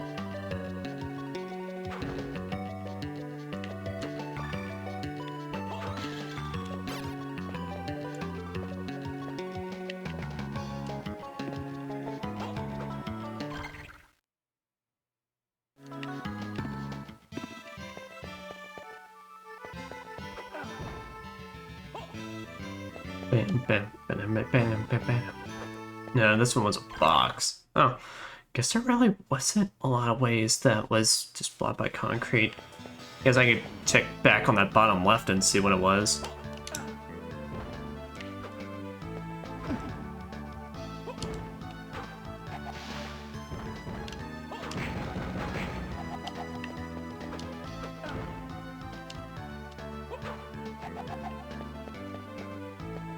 But I will definitely say I appreciate how in Circle the Moon, out of one of the best things Nate has got compared to Alucard, iframes when you get hit. I don't know if people remember, but in Symphony of the Night, if your ass got hit, you were just ragdolled all over the place. There was a lot of enemies in there.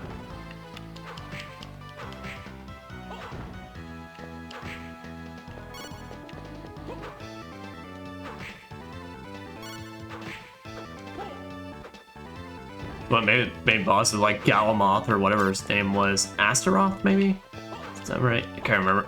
Big golden Egyptian asshole that you can fight at the end of the game. Whose whole special ability was, I'm just going to fill the screen with everything. And also just kick you. It was quite rude. I wasn't that big of a fan.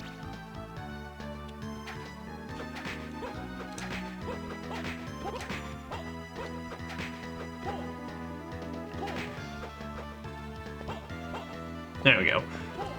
Here, I did the harder one before the easiest one.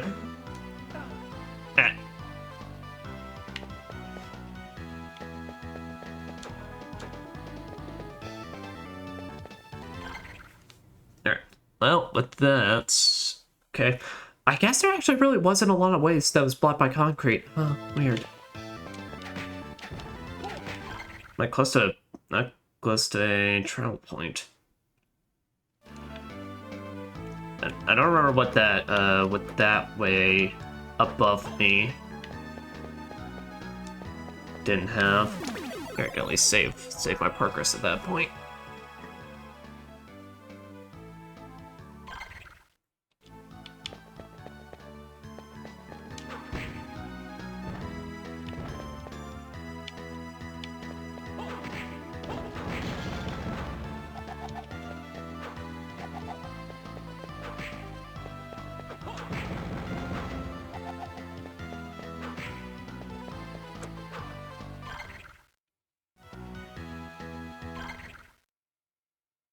Oh crap, I gotta come out on the top end.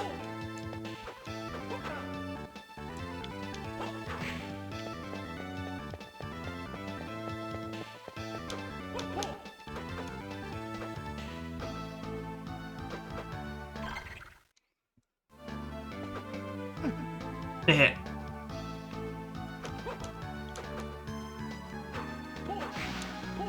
Yeah, but I think Nate also technically has more knockback compared to Alucard. That's right, to be fair. Well, Nate ain't exactly a vampire, so don't have the constitution for that kind of thing. Here we go. All right. Stone armor.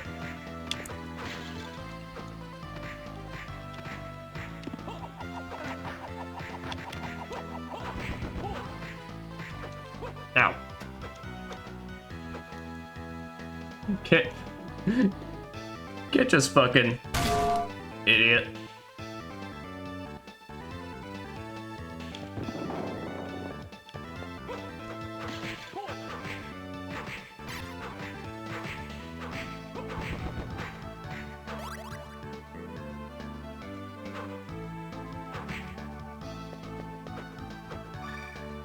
MP max. Alright. Am I close to a save point? And about... Got still at least by 3/4 my HP. Yeah, alright, we'll attempt the grind effort. Oh, I forgot that the blocks respawn. Who places back the blocks? Was it the stone guys? I mean, actually, probably maybe.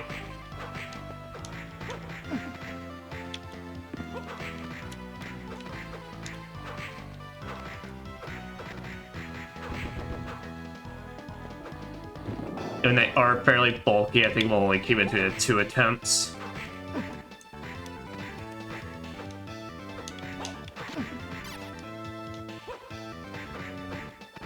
Yeah, reminder, knockback happens depending on the way you're facing, I think. So, yeah.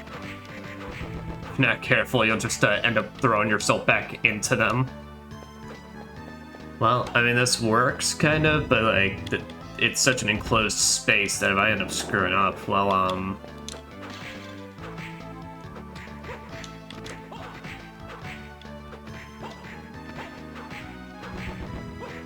oh. Hard grip. Nathan, what is this item you acquired? Oh, damn it. I forgot I wasn't even wearing a wristband. Defense increases while equipped. Yeah.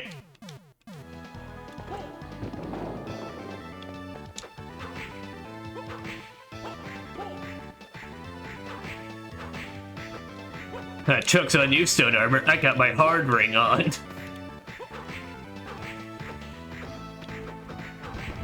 As I don't think he cares as he keeps throwing rocks at me. And it's pretty effective. Naked handle getting hit by a wizard spell pretty alright. God help him when he gets rocks chucked at him.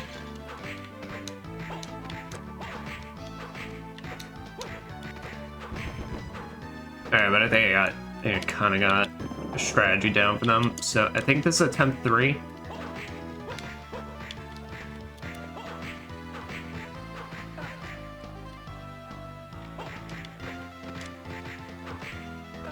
Guys, just the fact that it's like they have little after sprays is the most obnoxious. Alright, and now we gotta stop because I'm literally about to die.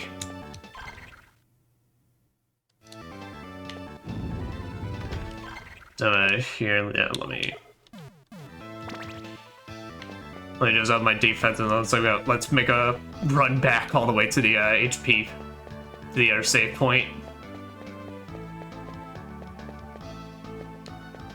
Run, Nathano!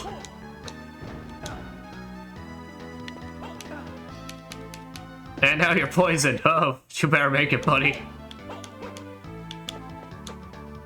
Wait, am I defense blocking the poison? I didn't know that. My man Nathan just be like, nah. This defense boost also comes with an antibody.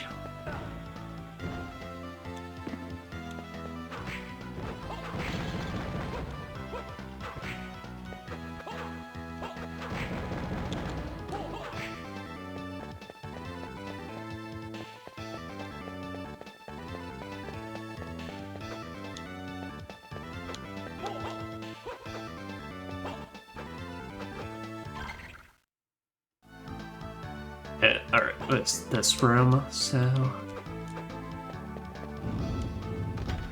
Alright, I think this is attempt 5, maybe? I don't know, I lost count after a while.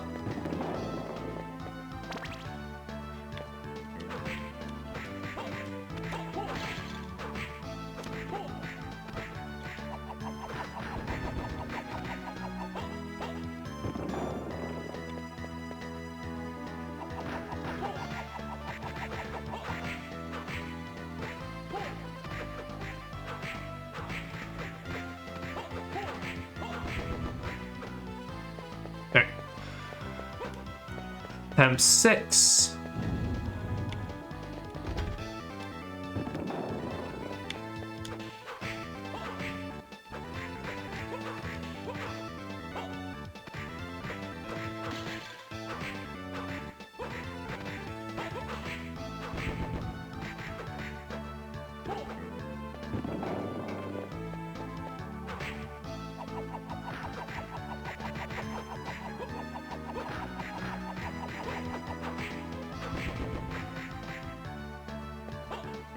Okay.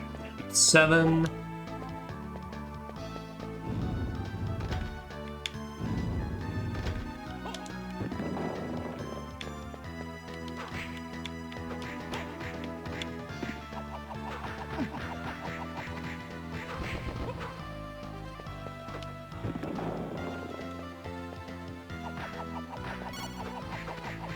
Hey, I got a prison card. Sweet, question mark? Alright, attempt 8.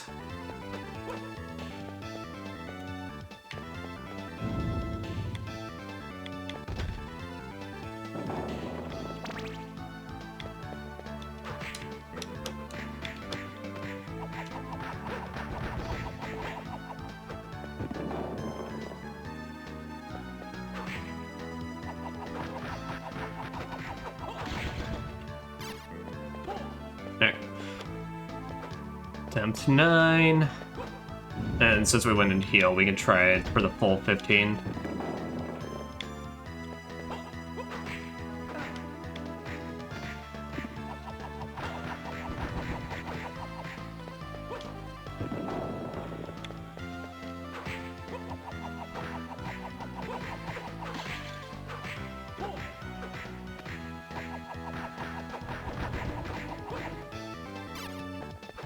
Attempt 10.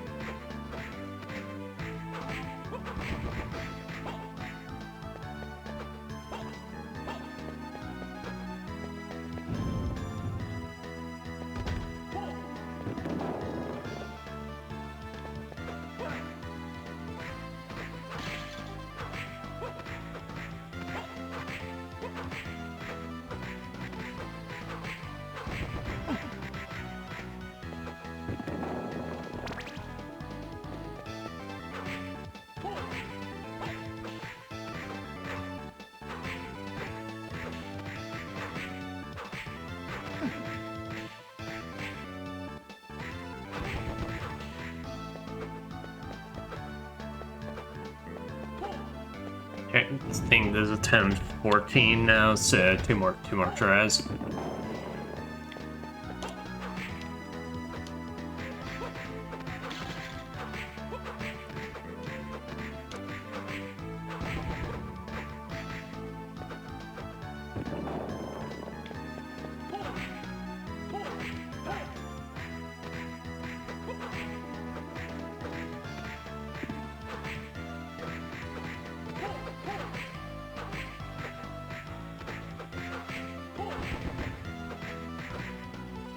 And now last try.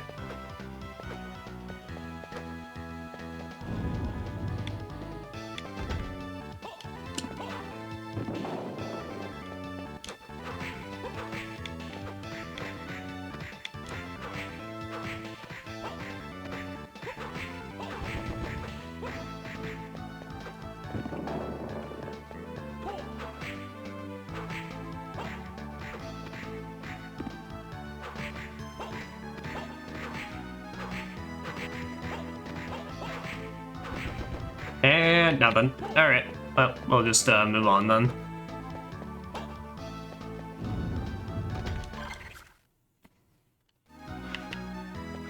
Look at you, kind of like one of my more least favorite aspects. Like, so it's all about when I play these games. Like, I kind of get the logic that they're going off of. It's the fact that it's like you'll typically encounter these enemies so common that maybe there's just the chance, but I don't know, man. Aria of Sorrow gets like really ridiculous with it. Like, I don't, like the drop chance in this game are pretty low, but Aria of Sorrow is literally ridiculous because some of those souls in those game genuinely just have a 1 or 2 chance. Like, they genuinely give like 1 to 4% drop chance, like to enemies that literally you only counter 1 or 2 rooms. It's like, it's the most insane. And like I said, in that game, if you want the true ending, you gotta get all of them. By Aria of Sorrow, I came prepared, basically. Assuming I can... Yeah, this game's synced... The game was synced to Steam Cloud.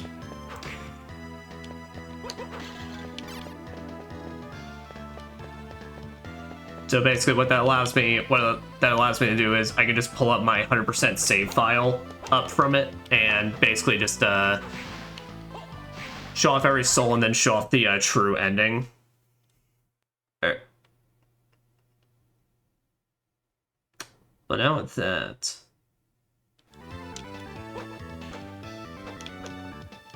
I can't remember what's actually in that top right corner. If that's something I need a shoulder check for, or what?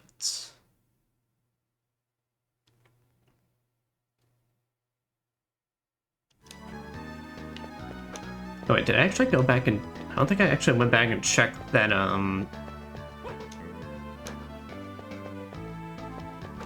that hallway above me on the left side. If I did, well, I forgot what it was, so I'm gonna go recheck it quick.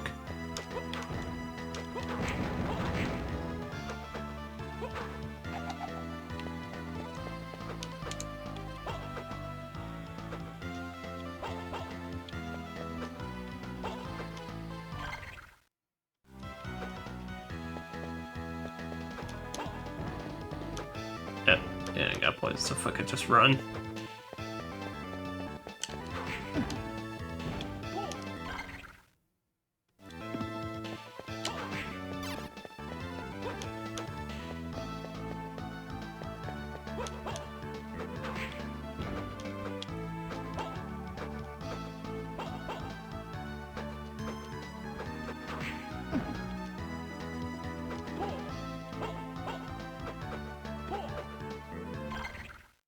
Oh, that's right, it was the tiny hole.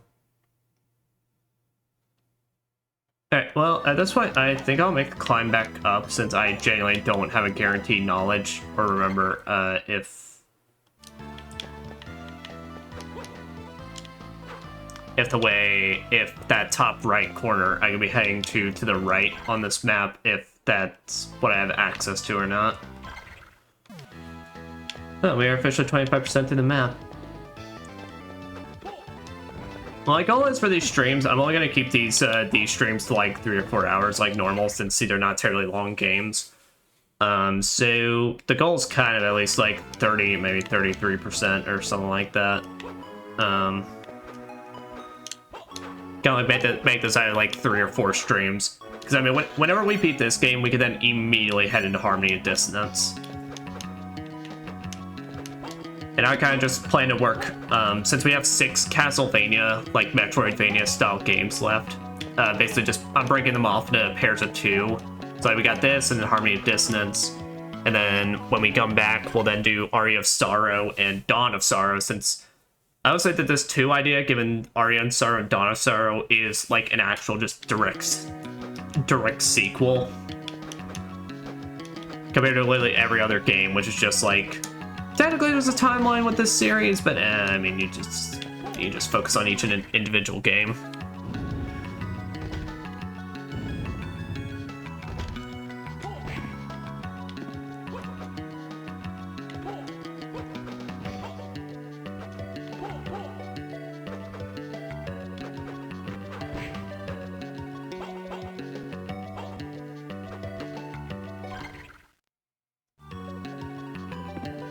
Alright. Yep, and now I gotta work my way back up. Because there's no teleport room at the bottom up here.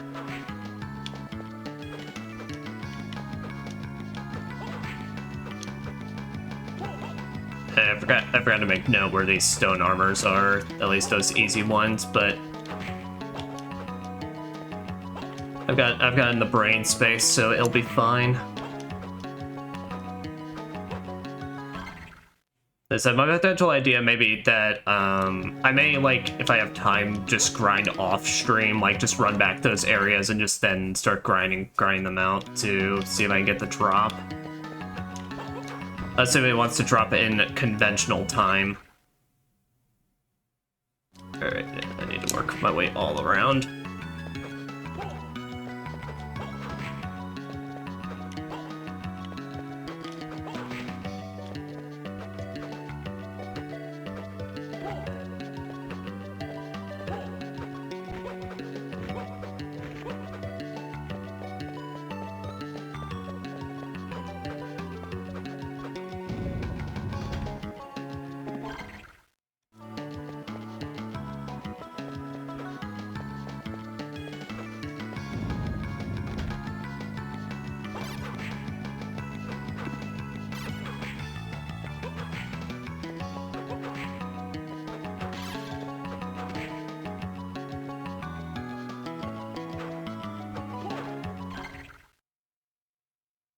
Oh, completely passed over it.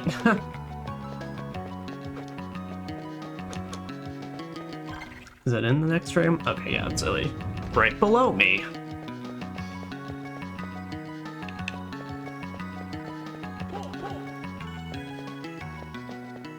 There.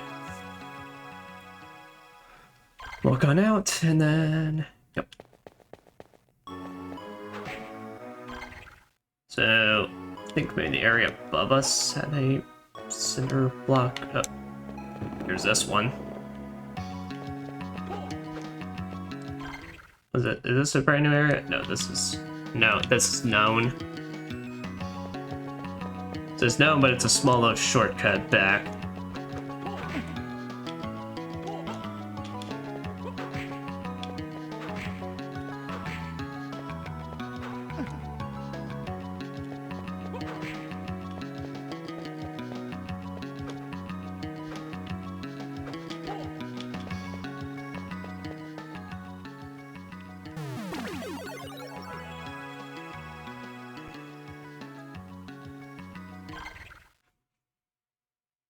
So now we can go up and see what's happening over yonder.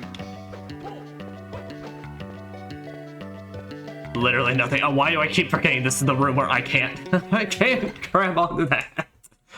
I'm not Samus Aran. Nate doesn't know how to grab a ledge.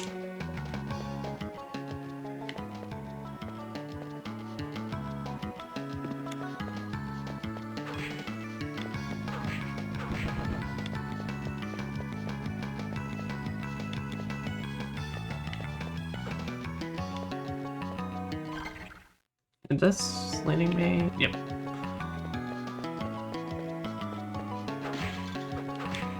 Oh, did we not actually just see this area?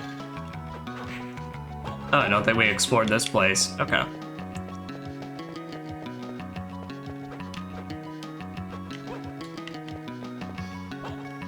Alright, nothing there.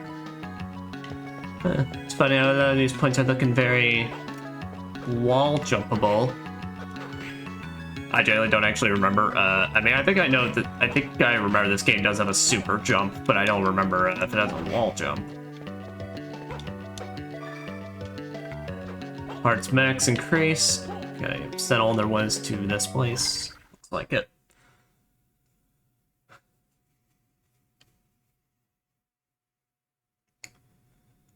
Okay, then... I guess I really should just kept that bottom area then, because now it's looking like this is a dead end. Oh.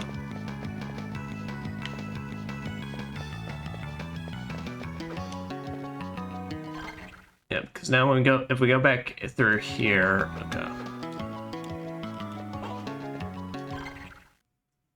Because yeah, the area above us, that's basically blocked off by a big jump. Okay, well, we can basically progress our way back to the left side and then north. To see if there's anything else for us to do here, and then otherwise we'll then transition back down and actually try to see then if there's another way I haven't gone or just don't remember.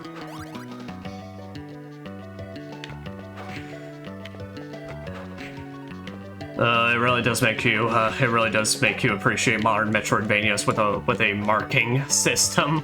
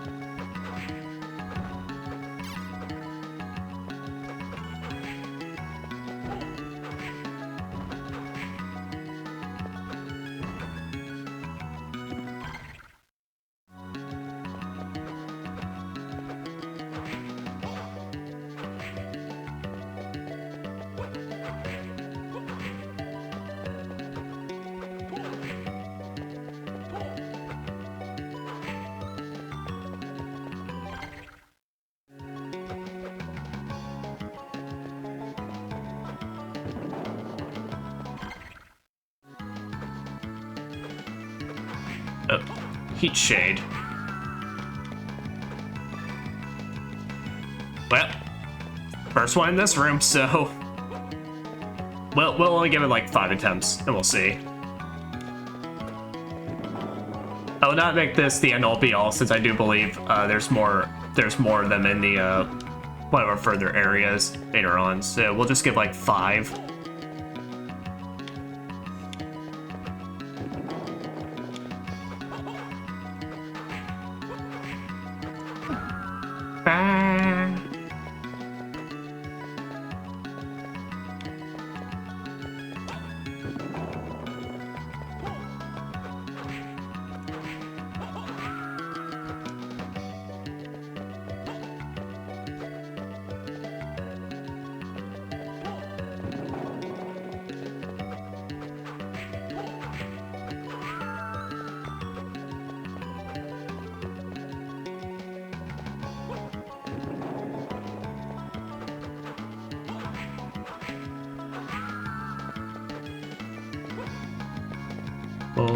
And then last try where we give a proper one in the next area.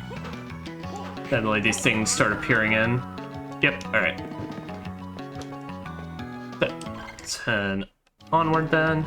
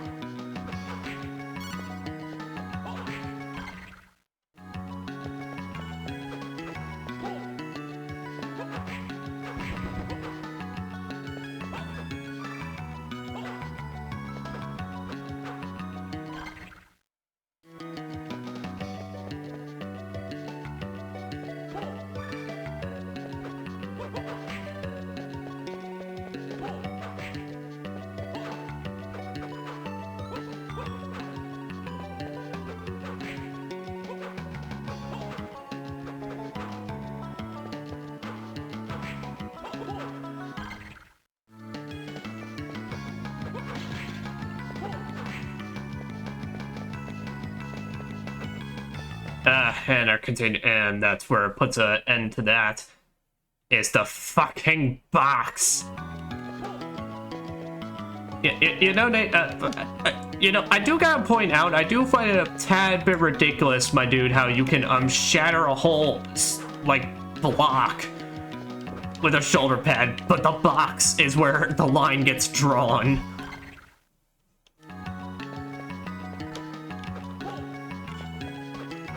I think a shoulder pad's a bit of a ripoff in that regard, if I can be quite honest. Alright.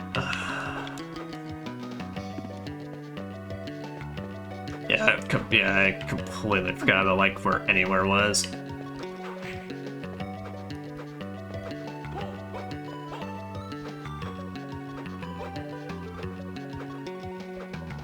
Oh, I don't think we went up. Oh, we never straight up never went up here. And it's dead because I need a super jump or a wall jump. Alright. So our only hope is now that left path there. Otherwise, then I gotta go back down.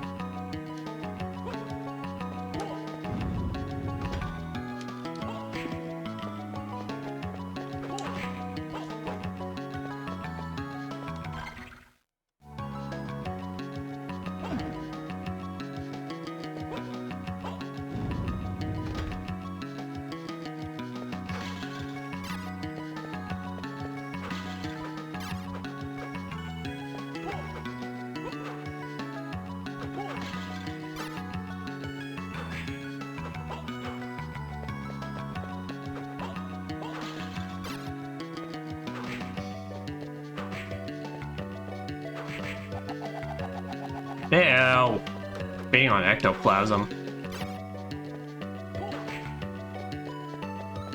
Also the problem now that the screen is enlarged, I look at those things and they look like scrunched up handsome Squidward faces to me now. Originally on GBA I saw these things and all I thought was like, huh, that's what they look actually kind of like more like baby faces. But now in this it's like it looks like a scrunched up handsome Squidward.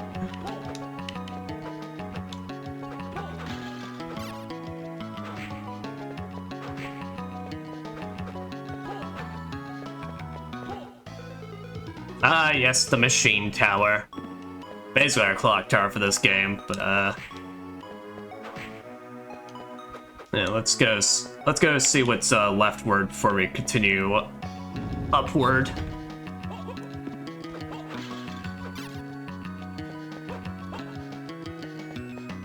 Another box. The bastards, they knew.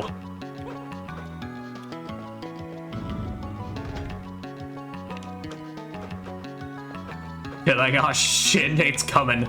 Here. What abilities he's got? Well, he can crack a whole wall. Can he push a box, though? But Razley would say yes. Unfortunately, gameplay-wise, no. Box Archer.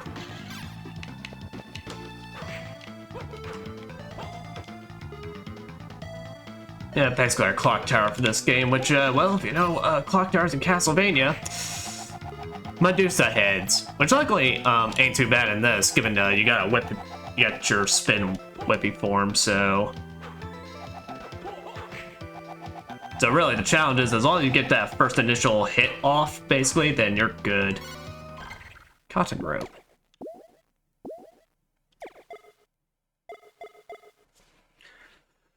Rope made of cotton lowers my defense overall, but I get a boost to intelligence, which I believe is the power of my cards. So that's actually the oh hell yeah, but I do love this jam. Man, I forgot how much I really like Circle of the Moon's music. Said it really sucks because Harmony of Dissonance. I really don't want to just, like, you know, clown on Harmony of Dissonance. Shit, totally just lost that. And listen, I think, like, out of literally all the Metroidvanias, it's probably the least good. Really, it's the most boring, but it's just like, God, it's really just a Fortnite game that I feel like kind of just does everything lesser.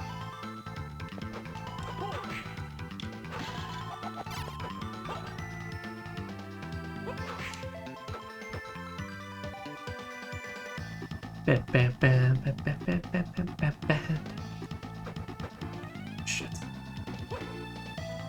I'm gonna have to parkour from the other. I'm gonna have to go fully around.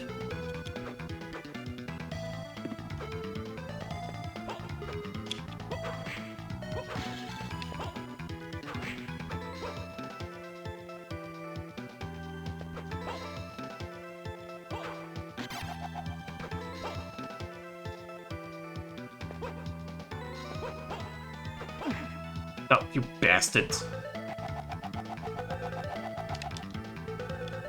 There, we can show off the time stuff. Now this, it costs 10 hearts, I believe it was, but like, yeah, you get just 10 full seconds of being able to stop literally everything in their tracks, and it's, honestly, it's a lot of time. Like, I think that's just straight up buff from Symphony of the Night, because on Symphony of the Night, I think you only got like 5 seconds, which, I mean, still fair. Symphony of the Night, it was a lot easier to get, shit. It's a lot easier to get hearts, or rather just kind of have them stocked up.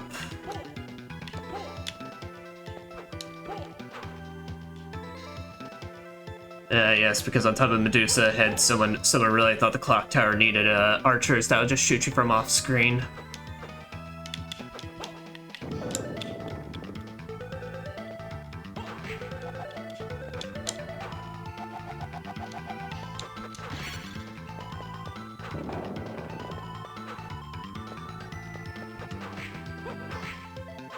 Oh, here's an even easier heat shade to kill. Nice. MP Max. Jupiter.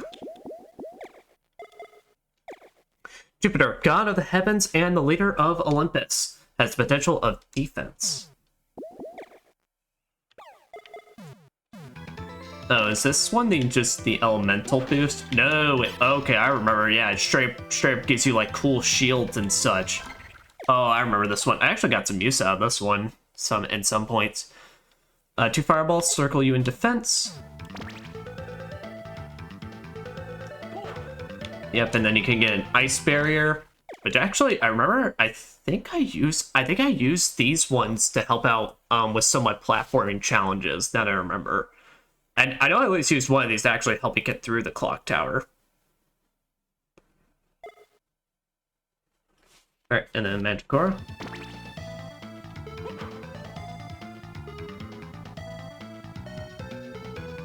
Ah, that's right. So Manticore is a weird one. So as you can see, basically, it's if you stand still, because yes, that is a requirement, you have to stand still, then you get your HP back. It's cool, it's not the most useful. Ultimately, what holds it back is...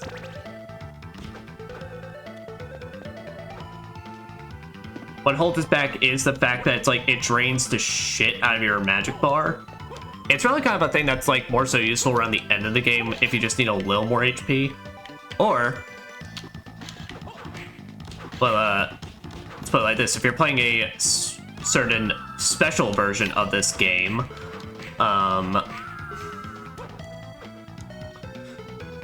and you have a certain speed up feature, well then right after you get finished using it, you can then just speed up the game to then get your MP back and do more. But of course that requires you to get a very special copy of Circle of the Moon, which only, you know, I have to get with Konami to officially send you that in some way, shape, or form, so sorry. That method may not necessarily be available to you.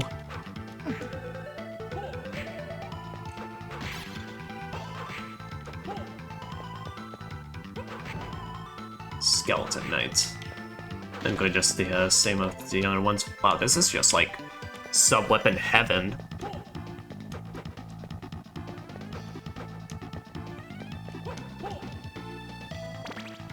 Alright, so everything to the right side, and you go back for it. There was a way over there.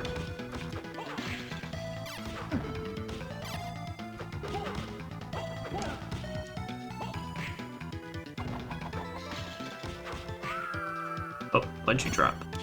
Stylish suit. That looked more like a dress, but alright. Stylish suit. You'll be popular while wearing this. Ups my strength by 245 and defense by 330. Dude, that's actually not too bad, but the intelligence, the massive intelligence boost is very nice. I think I'll more so use that for boss fights. And that's right, that right side was blocked off.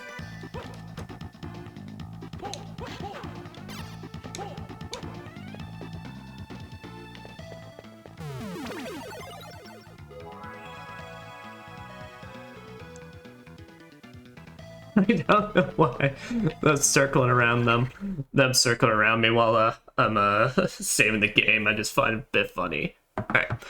But guys, we're about to go to 2.5 hours, so I do think I'm gonna go ahead and take a break because also your boy got a piss.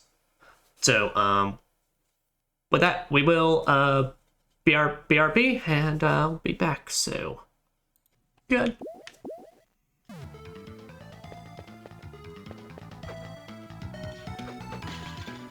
Yep, I resumed recording.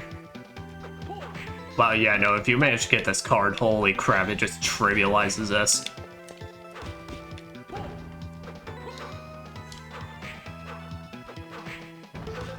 Honestly, I don't mind, really. I don't know, the clock towers are always like a weird thing in Castlevania games because it's either like it's really no issue, or you get stuff like Aria of Sorrow where they're just constantly hounding you at every consecutive second that it's like it becomes the most pain in the ass. And that just goes for Metroidvanias. Any of the pure platforming ones, no, the clock tower always sucks. There is no fun time in the clock tower with the platforming, pure platforming Castlevania games.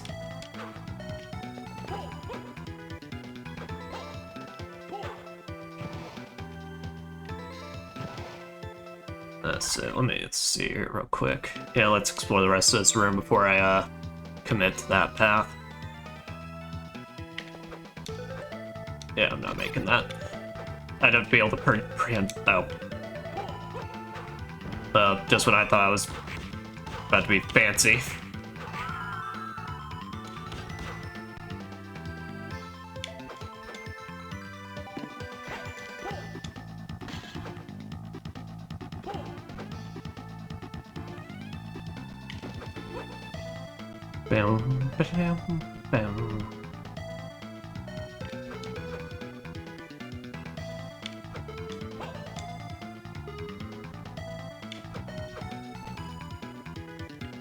Alright, so I got 2 continued areas.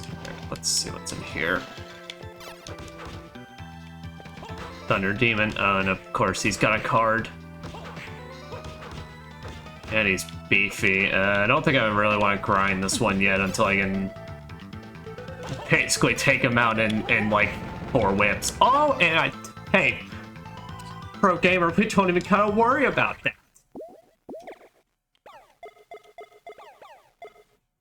Manticore. The Manticore is said to have a body of a lion and the venomous tail of a scorpion. Power poison. I think I remember this one. Later, we're in a safe area. I forgot. That's what shield abilities. You just spray poison confetti all over the place. Nathan has like 10,000 party poppers and they're all going off at once.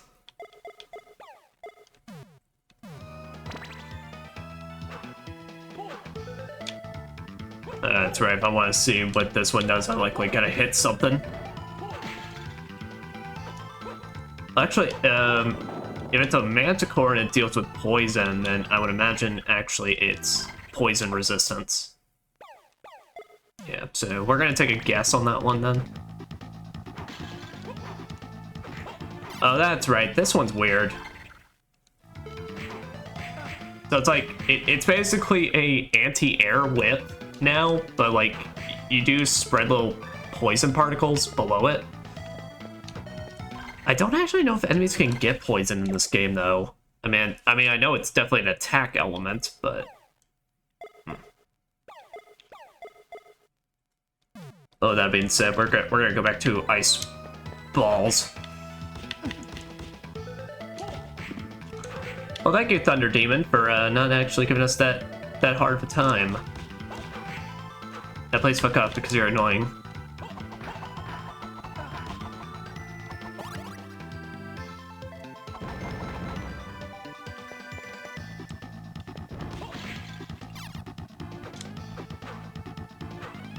But no, this one, but out of all the clock towers in the series, this one's actually really not that bad, all things considered. I think it's like just kind of weirdly, I've been getting better with platforming games recently. Which is weird, given I don't really... This is one of the ones I've been playing. Like, I finally need to at some point just try out Hollow Knight.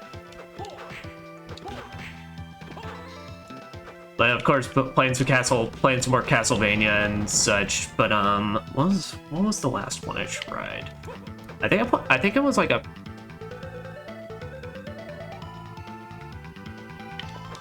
What was the last one I played? The problem is I have so many games going on right now. Genuinely, I'm forgetting. I know I played some 2D platforming game recently. Oh. Players and easier stone armor, and the shield actually trivializes the fuck out of him, so...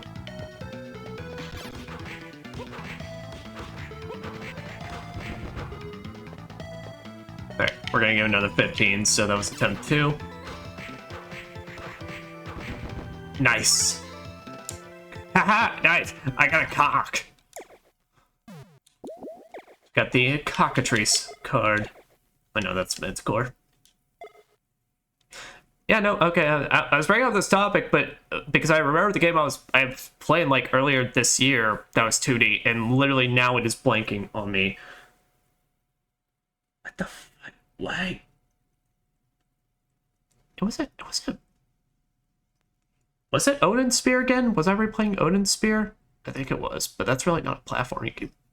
I don't know. Hey, what's up with the cock?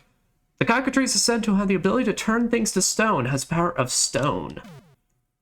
Congratulations, Nate, you unlocked the ability to get stoned. How does that make you feel? You see, that's a trick question.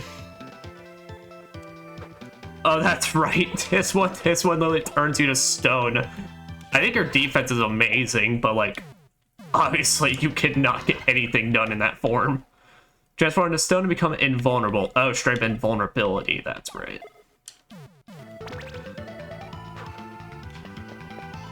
Now let's see, if we hit an enemy with this.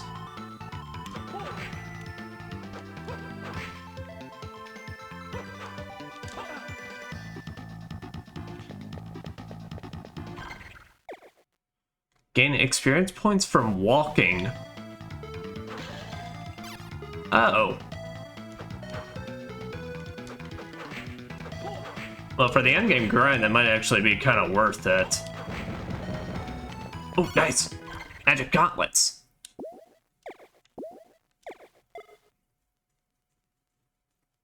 Magic power lies within the gauntlet. So I don't get as much defense from the hard ring, but basically it's an all-around stat upgrade. Yeah, alright. Honestly, I'll take that.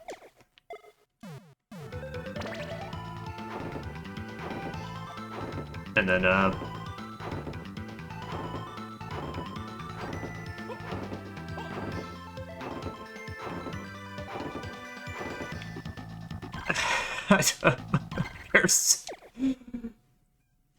there's a lot of things I could say about how that looks, but I think I'll withhold. Enemies turned to stone can be used as platforms.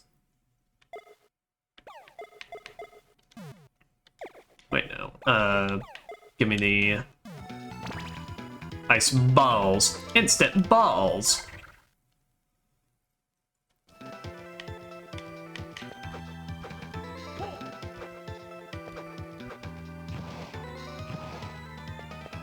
Yeah. But now, when I first played this game, even on the GBA, because I think what it was is when I played this in elementary school, I think the farthest I got was the third boss. Because I remember the third boss pretty distinctly. I remember not really liking this place because I was super bad at that point. And then this place probably sucked on my, like, real serious playthrough when I was playing it on my own, because, trying to play this shit on a keyboard was a nightmare.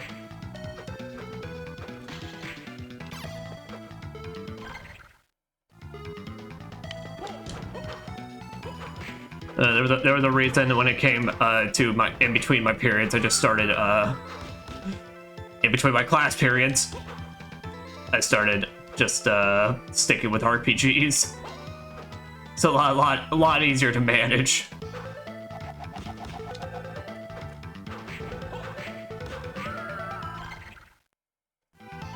Okay. But I was playing Aria of Sorrow last year, and it's like, God, I did not remember how bad like that game's machine tower is. That thing's like ruthless. Seventh Nights is pretty bad, but that's just because it's less of a thing of like. Oddly enough, the GBA games clock towers are actually a lot more like open in terms of being able to jump anywhere and such. Seventh Nights was just extremely cramped. It was very easy just to like completely just keep getting like owned and pushed back. Like the Medusa heads in that game would legitimately wombo combo you with how tight the corners were.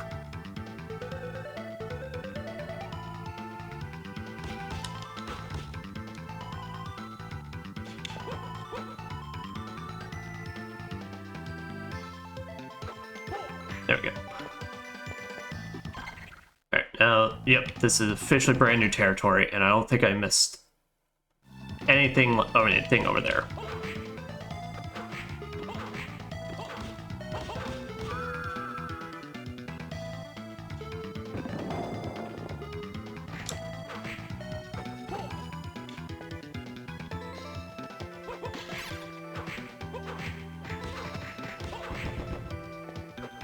Yep, so the only enemy now at this point that we haven't gotten a card from is the lightning skeletons that we're aware of, so, which, I mean, like I said, there's a room full of 3 of them, so I mean, it makes sense why their drop rates would be especially low, but it's literally in that case, it's just a matter of time.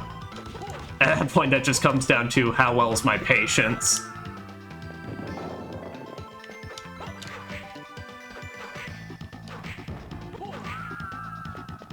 Wow, and this thing takes like no magic.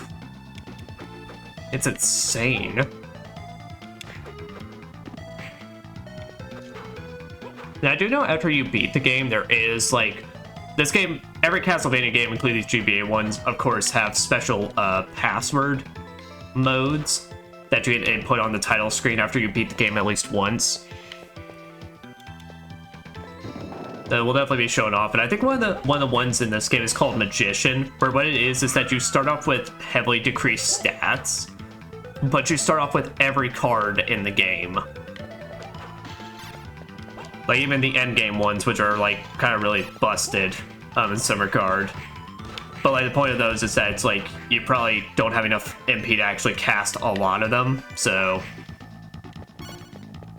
Silk Robe. Is that different from what we got?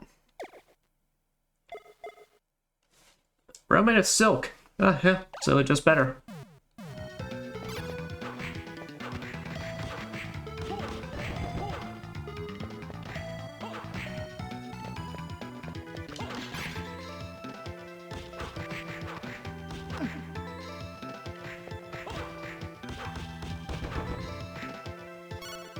Oh yeah, now I got 2 hard rings.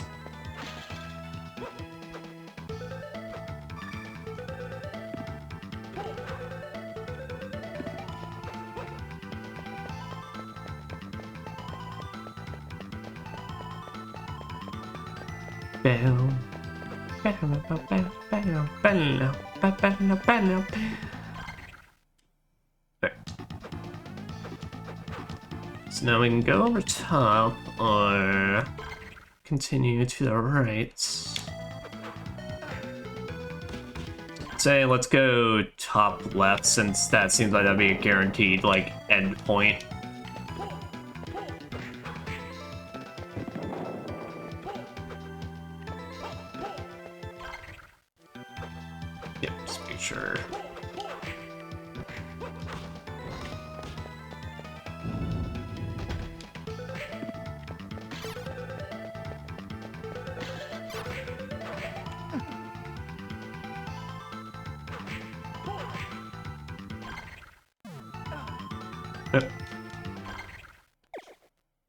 Barth armor. Whip of Thorns. No, I don't know. That's the anti-air whip.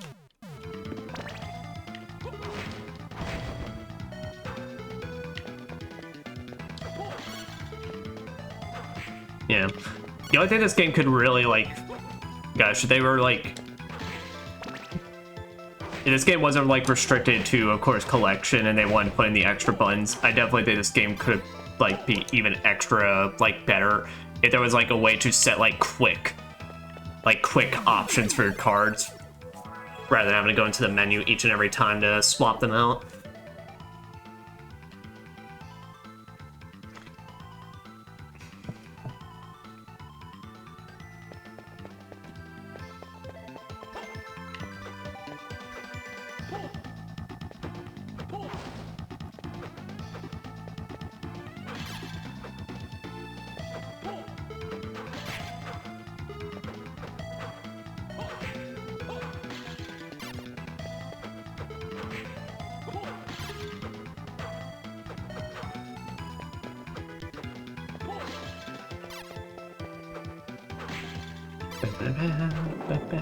Oh. Well, lucky me. Up, and here's that.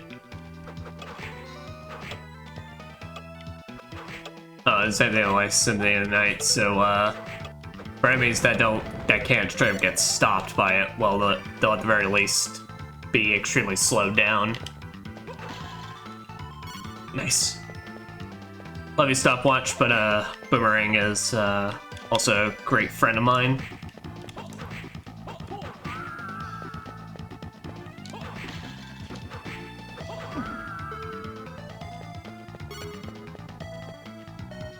Shoot. Alright.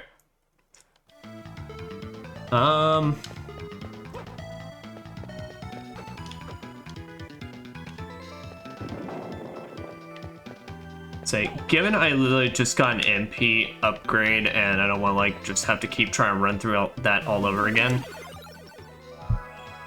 Let's come back and save here so I can get a full restore. And go from there.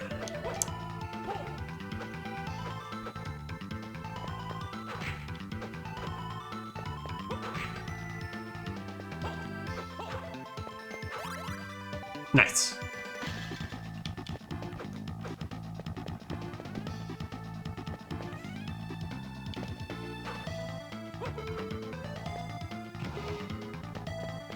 Not nice.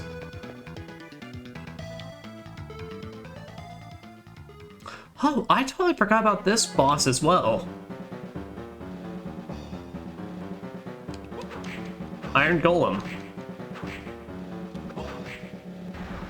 Yeah, no, so Iron Golem's thing is, basically, yeah, he slams down and, his gears come on down.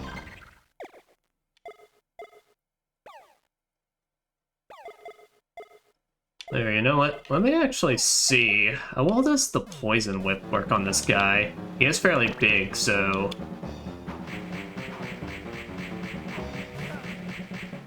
Jack shit. Alright, good to know.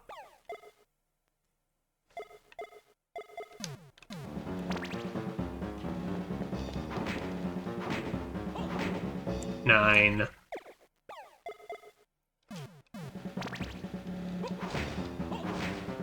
18, 15. Alright, so Whip Thorn still does pretty decent. Ow.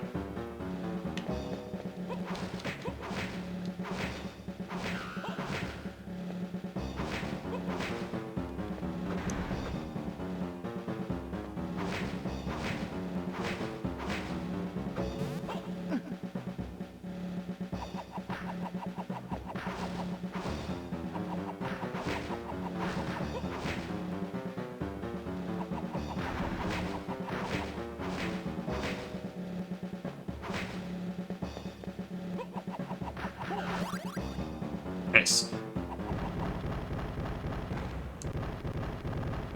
Ball. Hey, thanks for the help, dickwad. Phew! Are you alright? What are you doing here? You trying to take my glory? What? What are you talking about? I just want to save Master. You're in the way. I'll defeat Dracula myself. Then...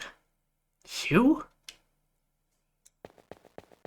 Oh, alright, see ya.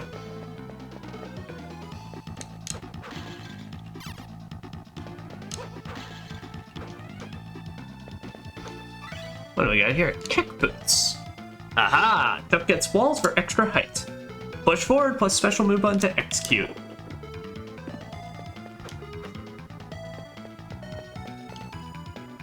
So now we got the Gloria of our glorious water jumps.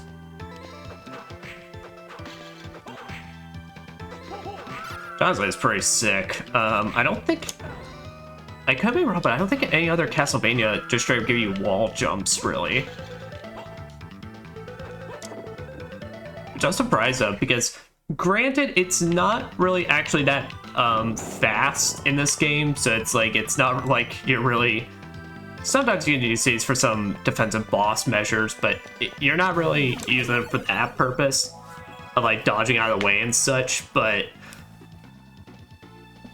And it feels like it could be a really cool like mechanic used for like dodging certain attacks and such. But like I said, I don't think any other Castlevania game brings back a wall jump after this. It's just this game. How are we doing on map percentage? Oh, nice. 35.1.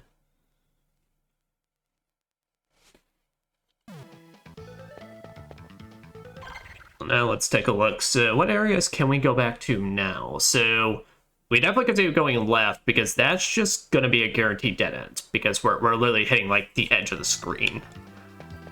So basically any area that's left, we can kind of confidently go back and explore that because that's guaranteed to be dead end. I forgot their fucking ground waves go so far.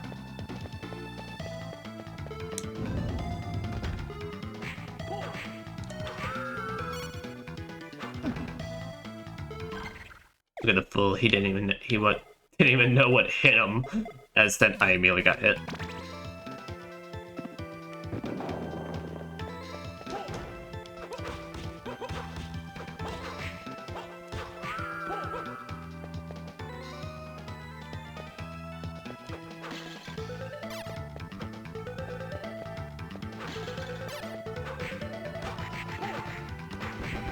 Wait, no, this is the way. No, it's the dead end.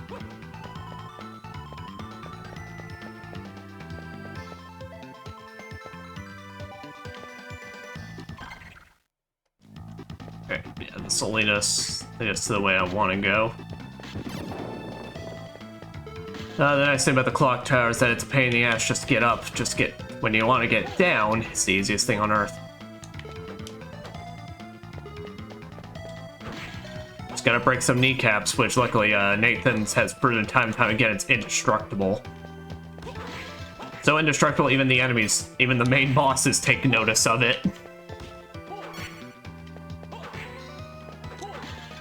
Yeah, so I guess I'm retracting my statement earlier when I was saying there was no real like mini boss style type bosses. I guess it's just literally all the ones that are in this game I straight up just forgot about.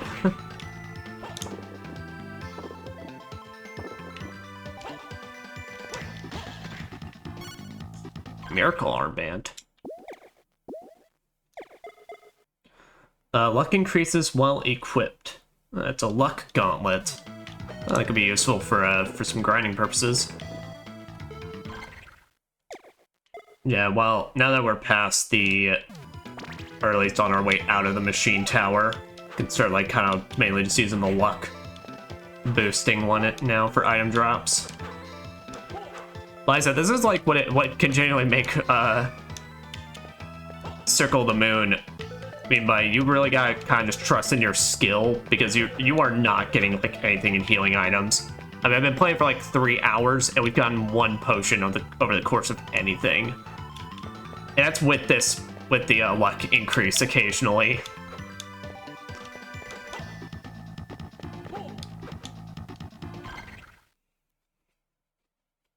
Alright, so now with that, It's really actually kind of annoying they didn't put a teleport point up here, because that could have actually really helped, but oh well.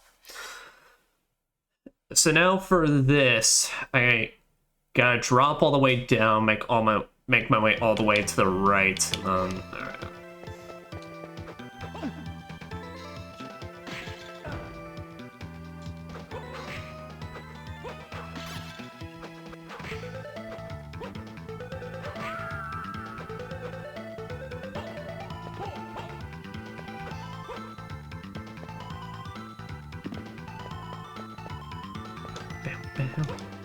Fuck, this song's just so catchy.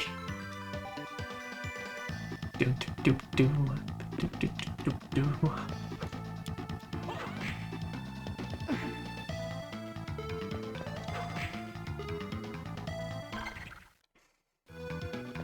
That's right. Gotta keep going right.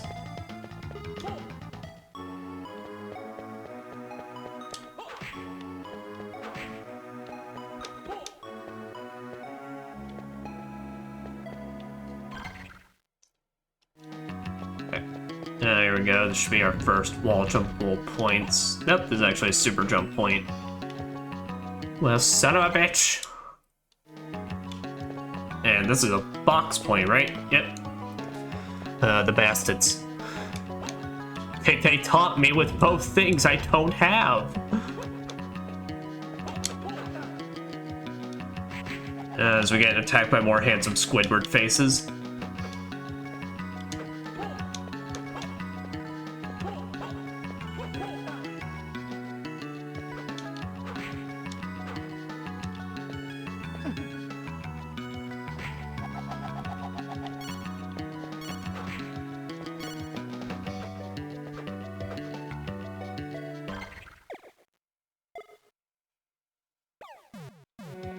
Yeah, just in case we need it, just because I don't really need the luck for these ones since it's now older areas. But if I ever need the HP, then I'll kind of I'll rock it.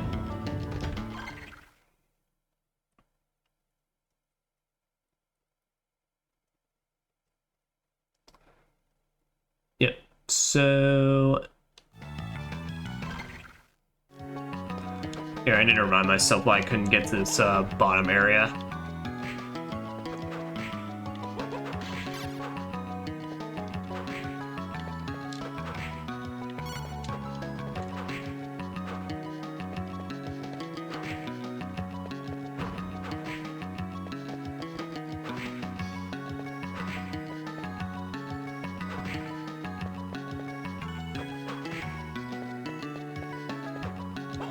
Ah, yes, the box. How can I forget? How silly of me to forget about the box. Actually, no, this is the entrance. No, that's definitely a super jump point rather than a wall jump point. Because yeah, the wall jump don't take you very far is the thing. Like, it's why you need, well, of course, 2 walls to actually effectively make it.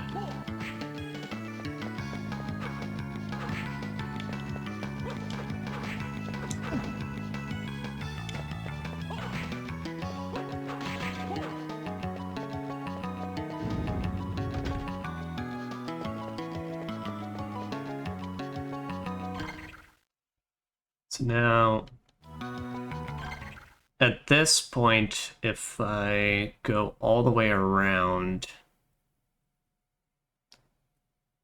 yeah, so let's start back up this process. Go all the way around rather than just dropping down, since that doesn't give a convenient way of getting there.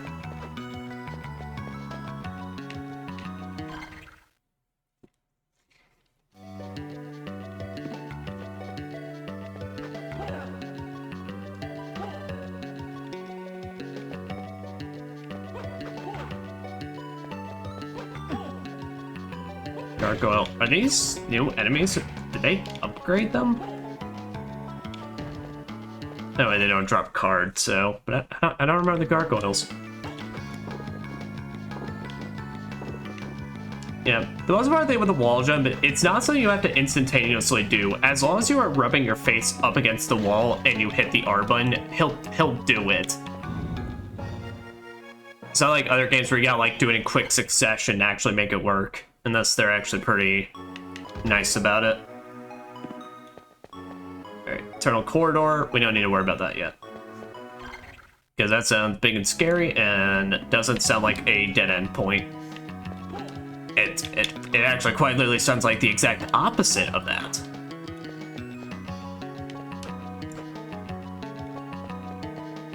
Which, I mean, it's like, this is a Metroidvania.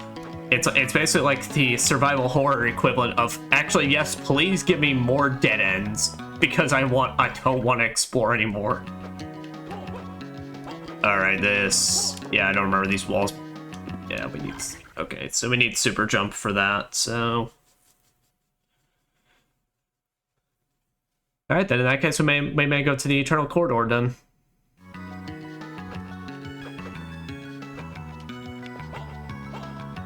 And it's basically the area that's right there. Oh shit! I didn't realize that. You can also... Y and X, this is an Xbox controller, by the way. Y and X, they actually put maps to menus and maps here. They mapped the map.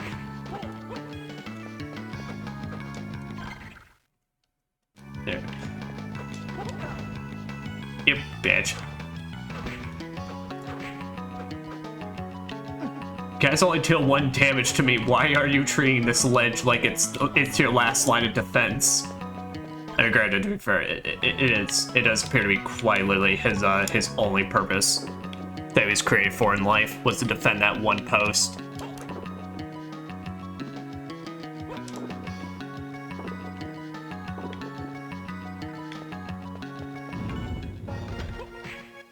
Alright, Gorgon. Alright. Can I jump on you? Nope, that is later games.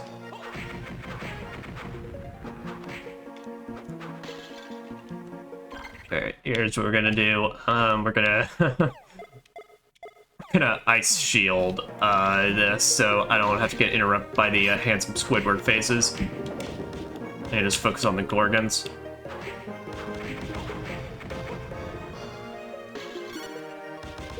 Yeah, now I think if you want a shield that actually does do legit good damage, then I think the fire shield is the thing.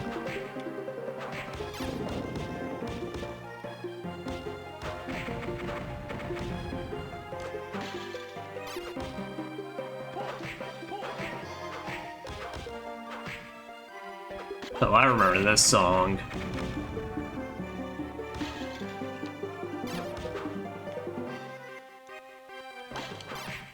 Ba, ba, ba. Oh, there. Unless I don't encounter any more handsome Squidward faces. Oh no, Flame Demon, and he's throwing flaming balls at me. Let's put this game in balls.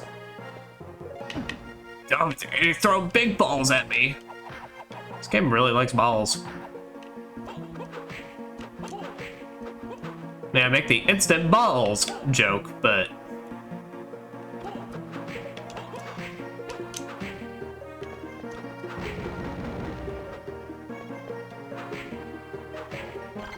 Yeah, now here, I think we're gonna actually now put this to use. So we're just gonna take a second, just take a little resty rest. Maybe go get yourself a beverage if you haven't already. You know, drink some of that Coke you already got, or cheer wine in my case. And you can take some time to go make that sandwich you've been prepping. Or maybe go do that other task that you know you've been putting off for the entire week. Go do it, dipshit. It ain't gonna get done anytime soon.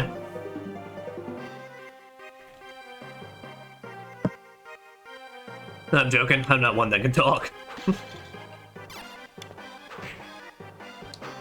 Procrastination's part of life. And sometimes maturing is just learning to accept that you will get to things when you get to things.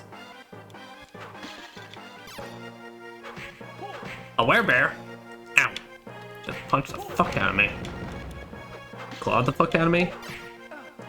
Beast demon. Okay, I do have to ask, did we kind of give up on the naming convention when we reached this thing? Beast demon. Are those just naming the types that they are? No.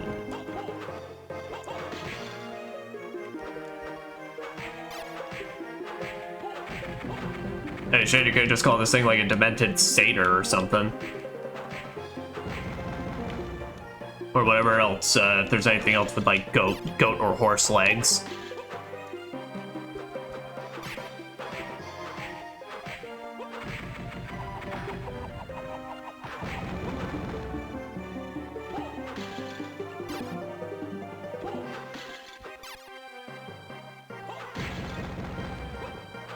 I forgot about the hands.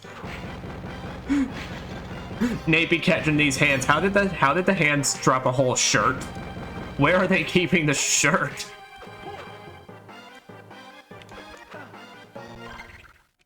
Ooh, all right.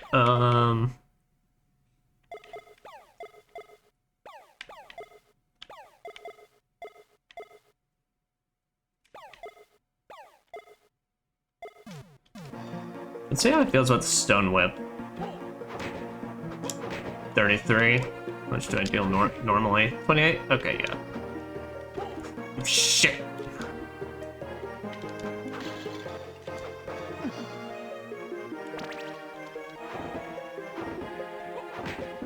How are you missing the hand?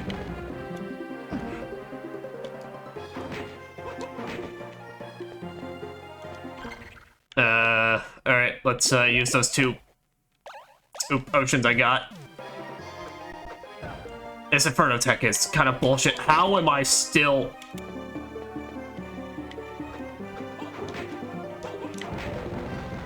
Huh. What is my HP right now? 3. Alright, yeah, let's... Alright. Yeah, let's take a second.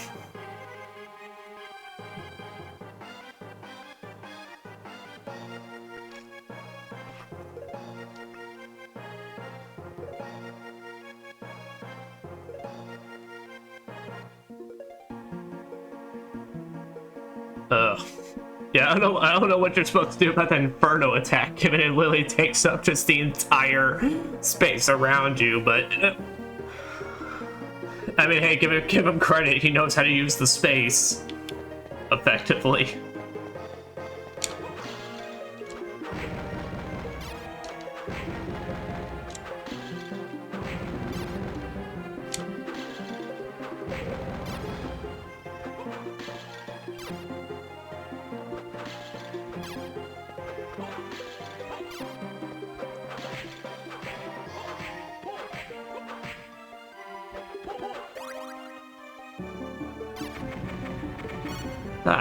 Meat. Already cooked and everything. All I'm just saying is, I don't know how much I trust the meat of a Gorgon, though. What's that say, a Demogorgon? I'm like, well, that's a bit of a different thing.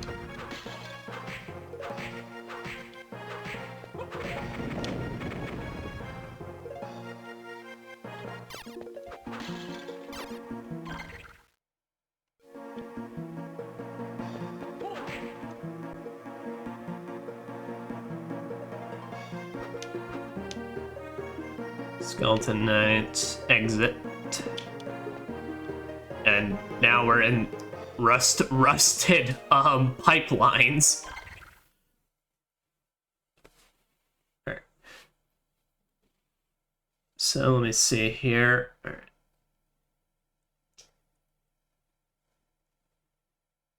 Well, I mean, I could go all the way in the bottom right because I think, but I can't remember that straight up that bottom right area. Like the very bottom of the map. I don't remember if that's like a jump point or super jump point is the issue. That's why I'm like, genuinely not too sure. Oh, that's right. There is that one area around the north that I can go back to. Since I think that was 2 enclosed spaces to jump. But also, let me just pop this real quick, since there's no immediate close save points.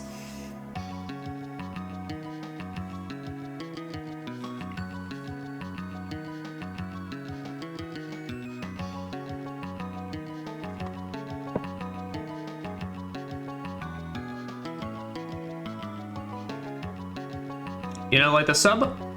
I've just noticed the problem with the sub item menu is that because they opted to instead make it like a series of like dots placed in every other pixel, it now makes items like the boomerang actually just kind of look like it kind of makes it look like a pixelated mess.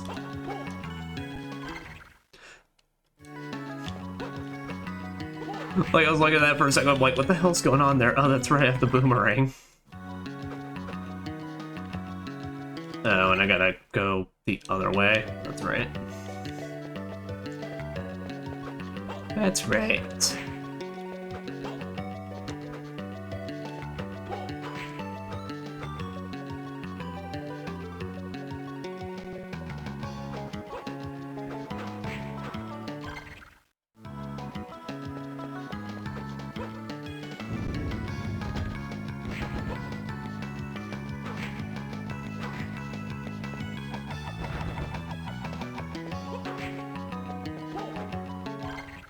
Then straight up from here, yeah.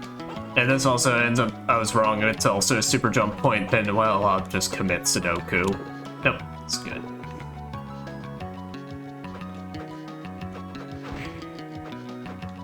You know, you tried, buddy, and it's all anyone can ever give you.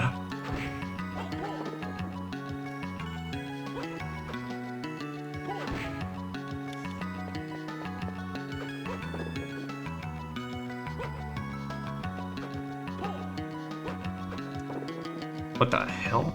Oh, it's because part of this is just a little design thing. Alright, but I do need super jump for that.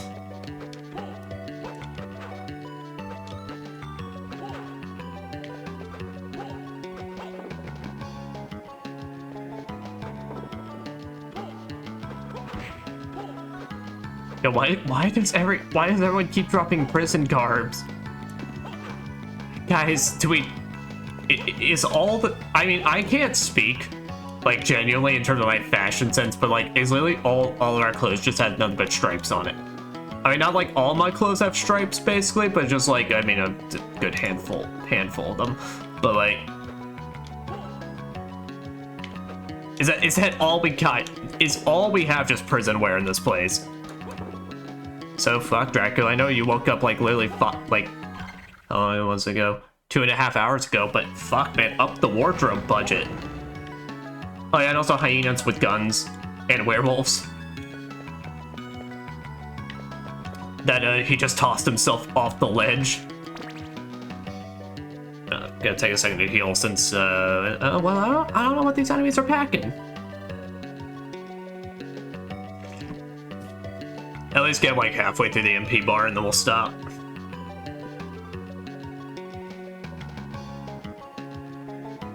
There we go. They're up the luck, so maybe we can get a lucky drop from them.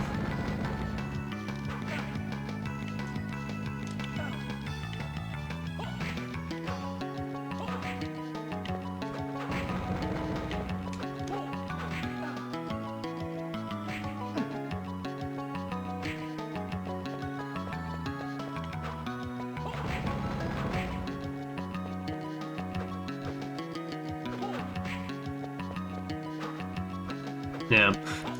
No, it's definitely this Castlevania in particular. I feel like the issue is because they wanted to make Nate kind of more of a slow character and, like, you know, give him a dedicated run button. He really, compared to any other Castlevania protagonist, he really struggles with enemies that just rush you down. Given you don't have the just immediate quick movements to start getting out of the way. Huh. Alright, so well, that's where that leads. Bizarre.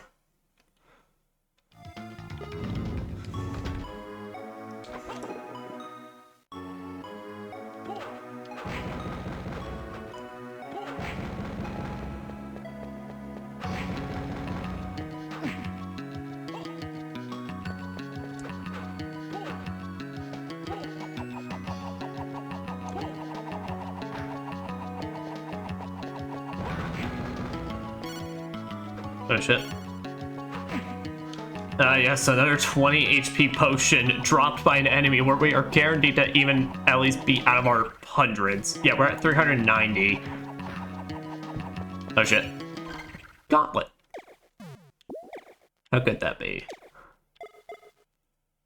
Increases attack power while equipped. Honestly, yeah, given we're already kind of stacked in the magic department due to the robe.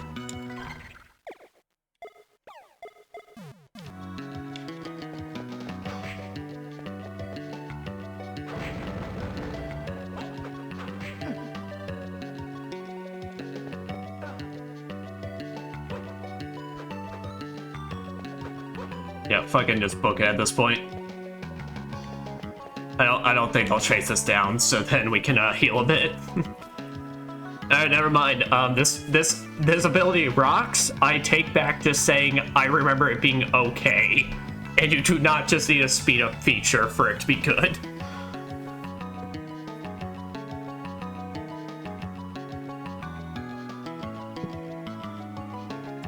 I'm so sorry to you, Jupiter Mandragora combo. You will never hear me talk bad about you again.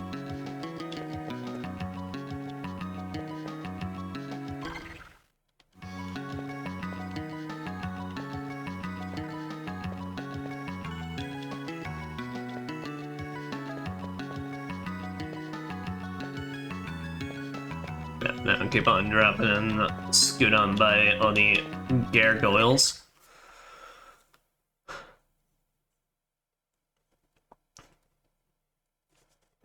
All right, so that could be a jump point over there. So yeah, so I think the last things we'll do for this session is we'll go here. Firstly, is there a save point near me? All right, right across from me.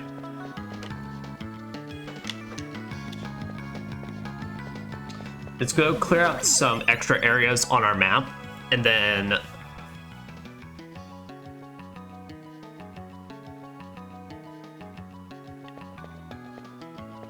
see if we explore anything like brand new. But then after that, I think after we hit our maybe like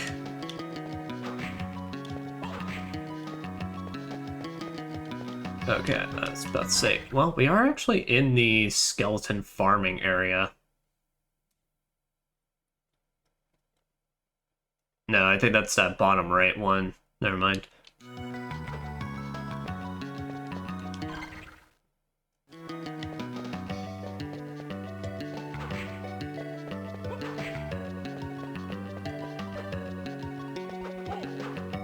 There's a bastard still doesn't want to give it. I don't know why he doesn't want to give it. I feel like it's fairly obvious what elemental card he'll give us.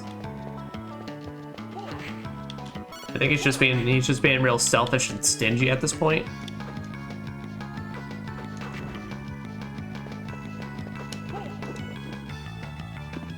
There, does that clear out that portion of map? No, I may still need super jump. Well, it's all good because I still need to make my way over here anyway.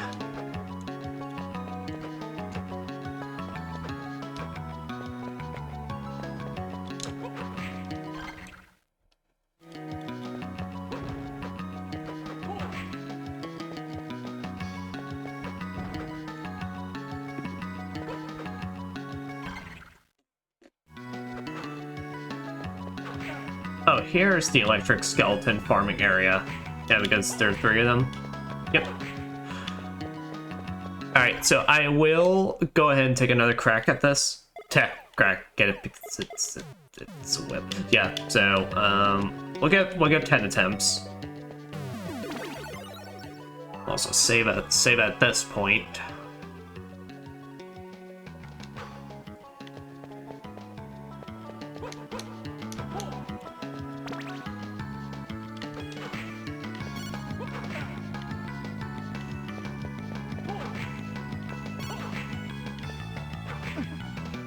I don't really need a lucky drop rate for their breastplates.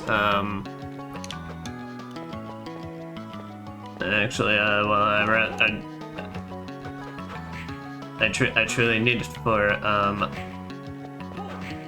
my trading card collection. Yeah, for some reason, I guess these bitches are rocking a holographic one, whatever it is, because they don't want to give it up.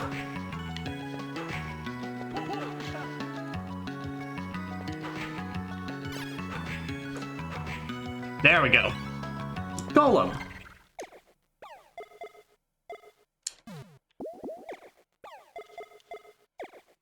The golem is a mockery of man made from clay. Has the power of earth. Earth. Gotcha. Well. Oh, that's right. We could have an even longer whip. Hey, Dicky boy. Dicky boy, what's up? What's? I have a new fave word. What's your fave word now be?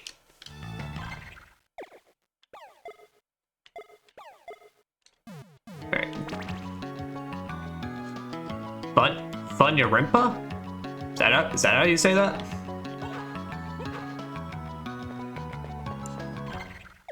So whatever this buff is, defense increases as the percentage of the map uncovered increases. Oh, alright, so... Oh, damn. Oh, damn. So, our defense is at 320 now, but if we pop that, it drains the shit of our max, out of our magic, but 439 at this point. Sure. Well, what all does it mean? What all is the definition of Fun Yarimpa?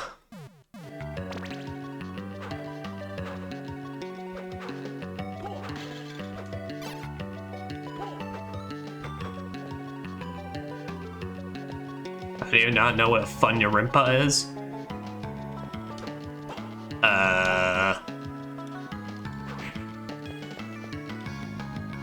This is blasphemous. I do be a heathen in a lot of regards when it comes to the English language. I can't pronounce things to save my life, and yeah, there's a lot of words that straight up I don't know the definition of. Say you're sorry. Well, why should I? Huh? Give me a reason. Apologize to the Fun Yarimpa? I will not. I refuse. In fact, I double down. I don't even know your existence.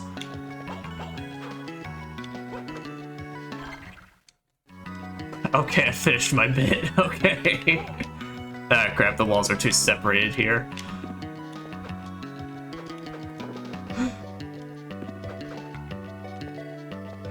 That's quite a game I love. Fun Yarimpa? I have no clue. Where would that? What game was that from? Is it the name of a spell? Fun Yarimpa isn't a word. Well, you said it was a word, and now you call me blasphemous. I don't know, Dicky boy. It sounds like we have some seems to have a very contradictory nature about you. I'm saying to find 999 likers. Oh, 999? Oh shit. Wait, when the hell did they say Fun Yarimpa? No, I love 999. What the fuck? Am I forgetting something major? Or is that just like one of the puzzle things? I can't remember. It has been a while, but no, I love 999. Am I allowed to send links in this chat?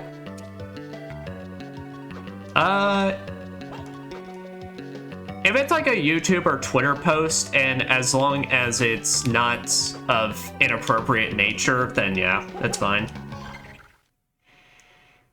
But I'm assuming you're just trying to send something that's just quoting the game. All right. Anyway, where?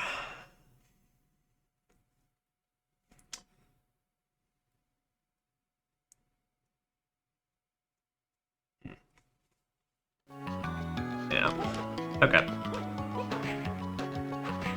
Then what we'll do is we'll continue into the next area, and then continue to the next area, and then the next save point we hit, I'll then call it. So just give me a sec. I'll look into Fun Yarimpa. Because I'm trying to remember it straight, but I do not remember Fun Yarimpa. So here, let's give it a second. I tried my best to quote it. I think you did. I think you did an accurate job. Like I said, I completely forgot about that. Granted, I think it's because, funnily enough, my least favorite part of 999 is those puzzles at points. I mean, the dialogue's fantastic, but like there are a lot of puzzles in that game that I genuinely, you know, like, guess my fave character in 999. I'm gonna guess I'm gonna guess kind of off my personal fave. I'm gonna guess Snake, maybe, because I really liked Snake. It was Snake or Santa who was my personal favorite. No, damn. To be fair, like there are a lot of good characters in that. He used to be my second, but then I thought he died. Yeah. And he got replaced by 7. Gotcha. No, 7's good. Underground waterway. Sinister as shit waterway. Nathan, I think you're entering Dracula's septic tank. I'd say he's probably my third fave, tied with Jumpy.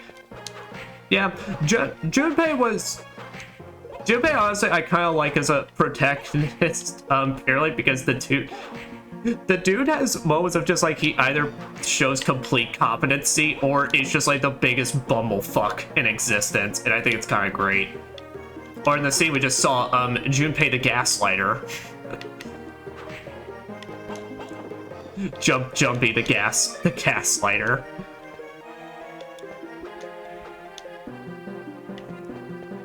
Sigma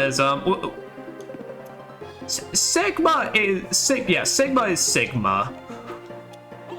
And now unfortunately in today's brain rot dictionary, his name is now very unfortunate. What the Sigma?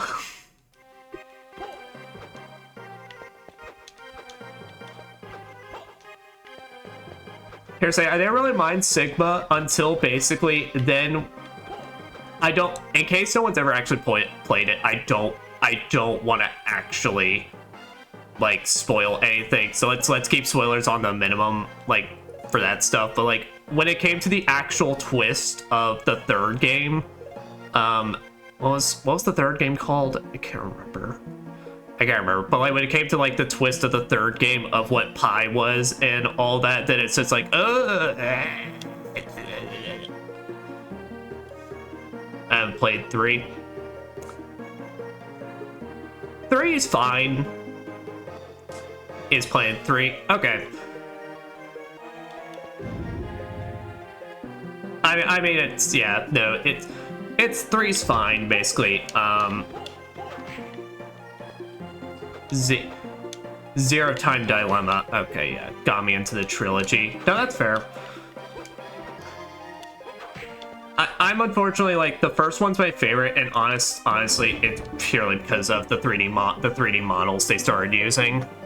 It's like after, like, I love the hand-drawn style. When they had to switch over to that, I was like, this really isn't doing it for me. And plus, I think 999 has the best cast, so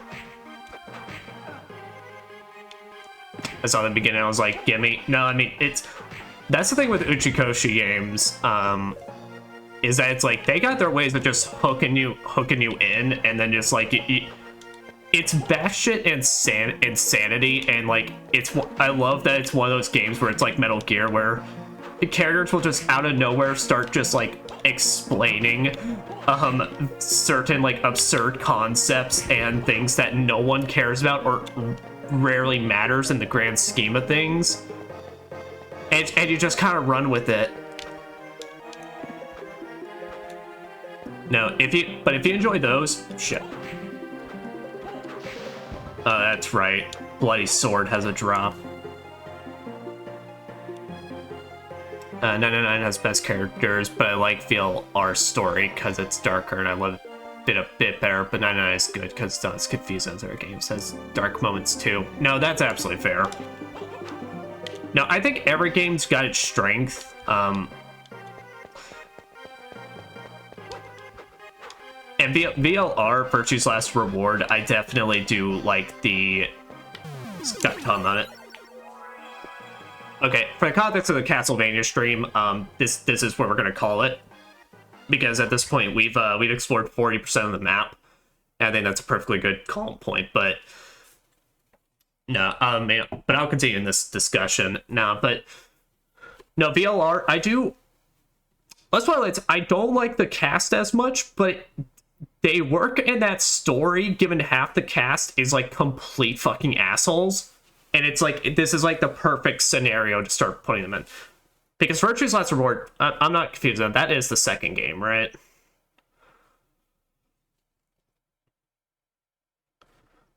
Also, here, I won't...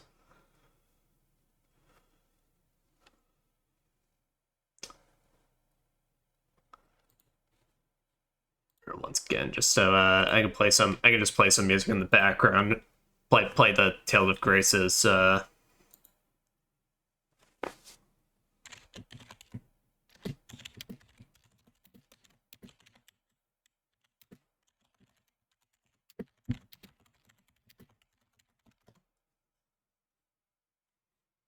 we go. Yeah, there we go.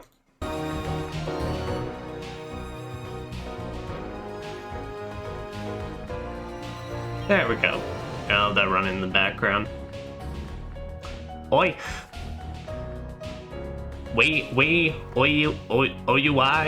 Yeah. But 999, it's like, like I said, I think it's like, overall I liked it just because it is crazy at points, especially when you reach that end game, but like, I feel like it's definitely, out of all of them, it's a lot easier to digest. Until Virtue's Last Reward started just like going batshit insane with some of its stuff. But no, if you enjoy those, I heavily recommend, if you have not played them yet, do play the AI Somnium games. Those are fantastic. Clover Ending VLR. Clover endings are just, in general... Here, allow me to play a sound clip to explain it. There. Maybe another. Oh no. That explains that. But no, the AI Somnium games are absolutely fantastic. They have... It's strange, like, they have their dark moments and they have their real serious moments, but, like, I feel like those like, AI Somnium files, it perfectly balances the, like, all the humor and like, the dark mystery element to it. I think you get a really good kick out of it, and it is an overall easier story to digest. But I hope you're enjoying the third game. Like I said, I liked a lot of aspects to it, but there were just straight up points in it that kind of pissed me off. But I don't want that to affect your view of it. That's just it was just personally, I was having issues with the story and the presentation.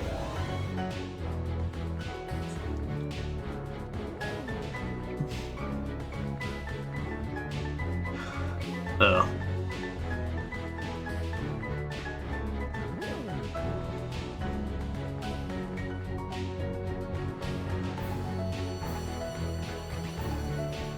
My favorite 99 character, Santa. By the way, that was gonna be my second guess. Because Santa's great. Then again, call it a little. Call it a little bias. You know. Question is, who is my VLR characters? Honestly,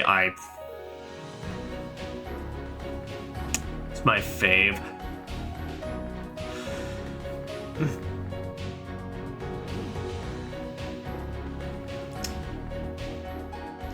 If I had to take a crack at it, did you like Pie? I'm getting her name right, right? The white hair girl. Pie was her name, right?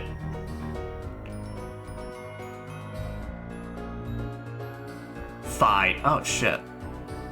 Huh. Why'd I think Pie? But spelled like Phi. Oh. Oh, I guess I was thinking of it literally. I haven't played the games in a while, so. I think at some point I just kept calling her Pie because I thought it was funny, so I think that's what was going on. And no, yeah.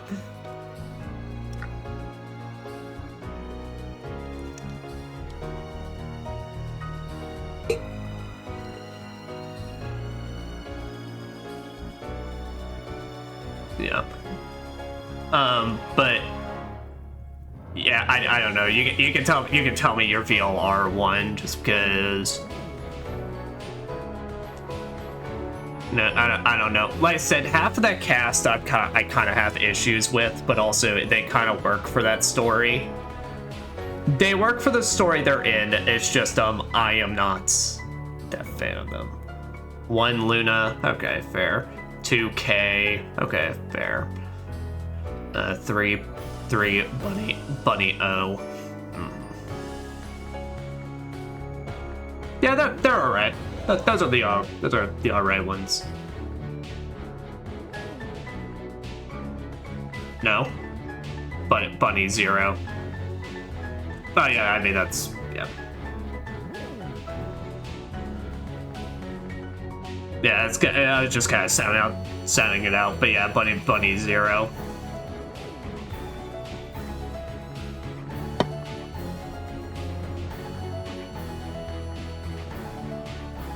But no, for the first game, the original Snake was just my favorite. It's just in one of his specific endings, man goes out like the biggest badass on the planet Earth, and I had nothing but respect in that moment.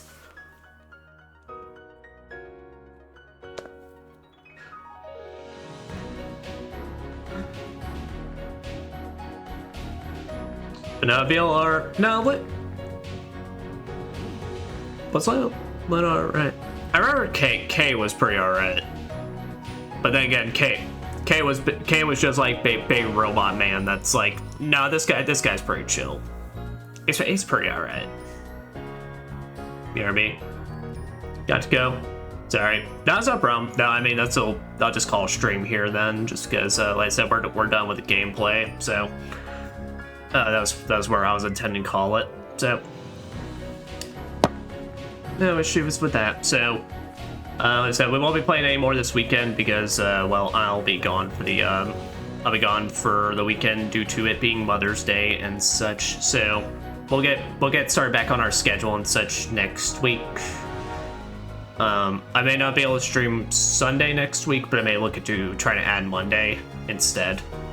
But I think I've officially decided on these weekdays, like Tuesday and Friday streams, I'm gonna start at 5 o'clock now, just because it feels a lot nicer to be able to call it at 9 o'clock rather than at this time. So, with that, everybody, we'll continue more Liza P on Tuesday. We'll continue more of this on. Well, actually, we'll be playing our full playthrough of Sonic Heroes. Next Friday, so then we'll continue more of this on next Sunday. So it may be a bit before we get back to Castlevania: Circle of the Moon, but it's all right. The nice thing about these games is that it's like these streams, no matter how short, we make major progress in them. So, but that, I wish everyone a wonderful, wonderful night and take care. Bye-bye.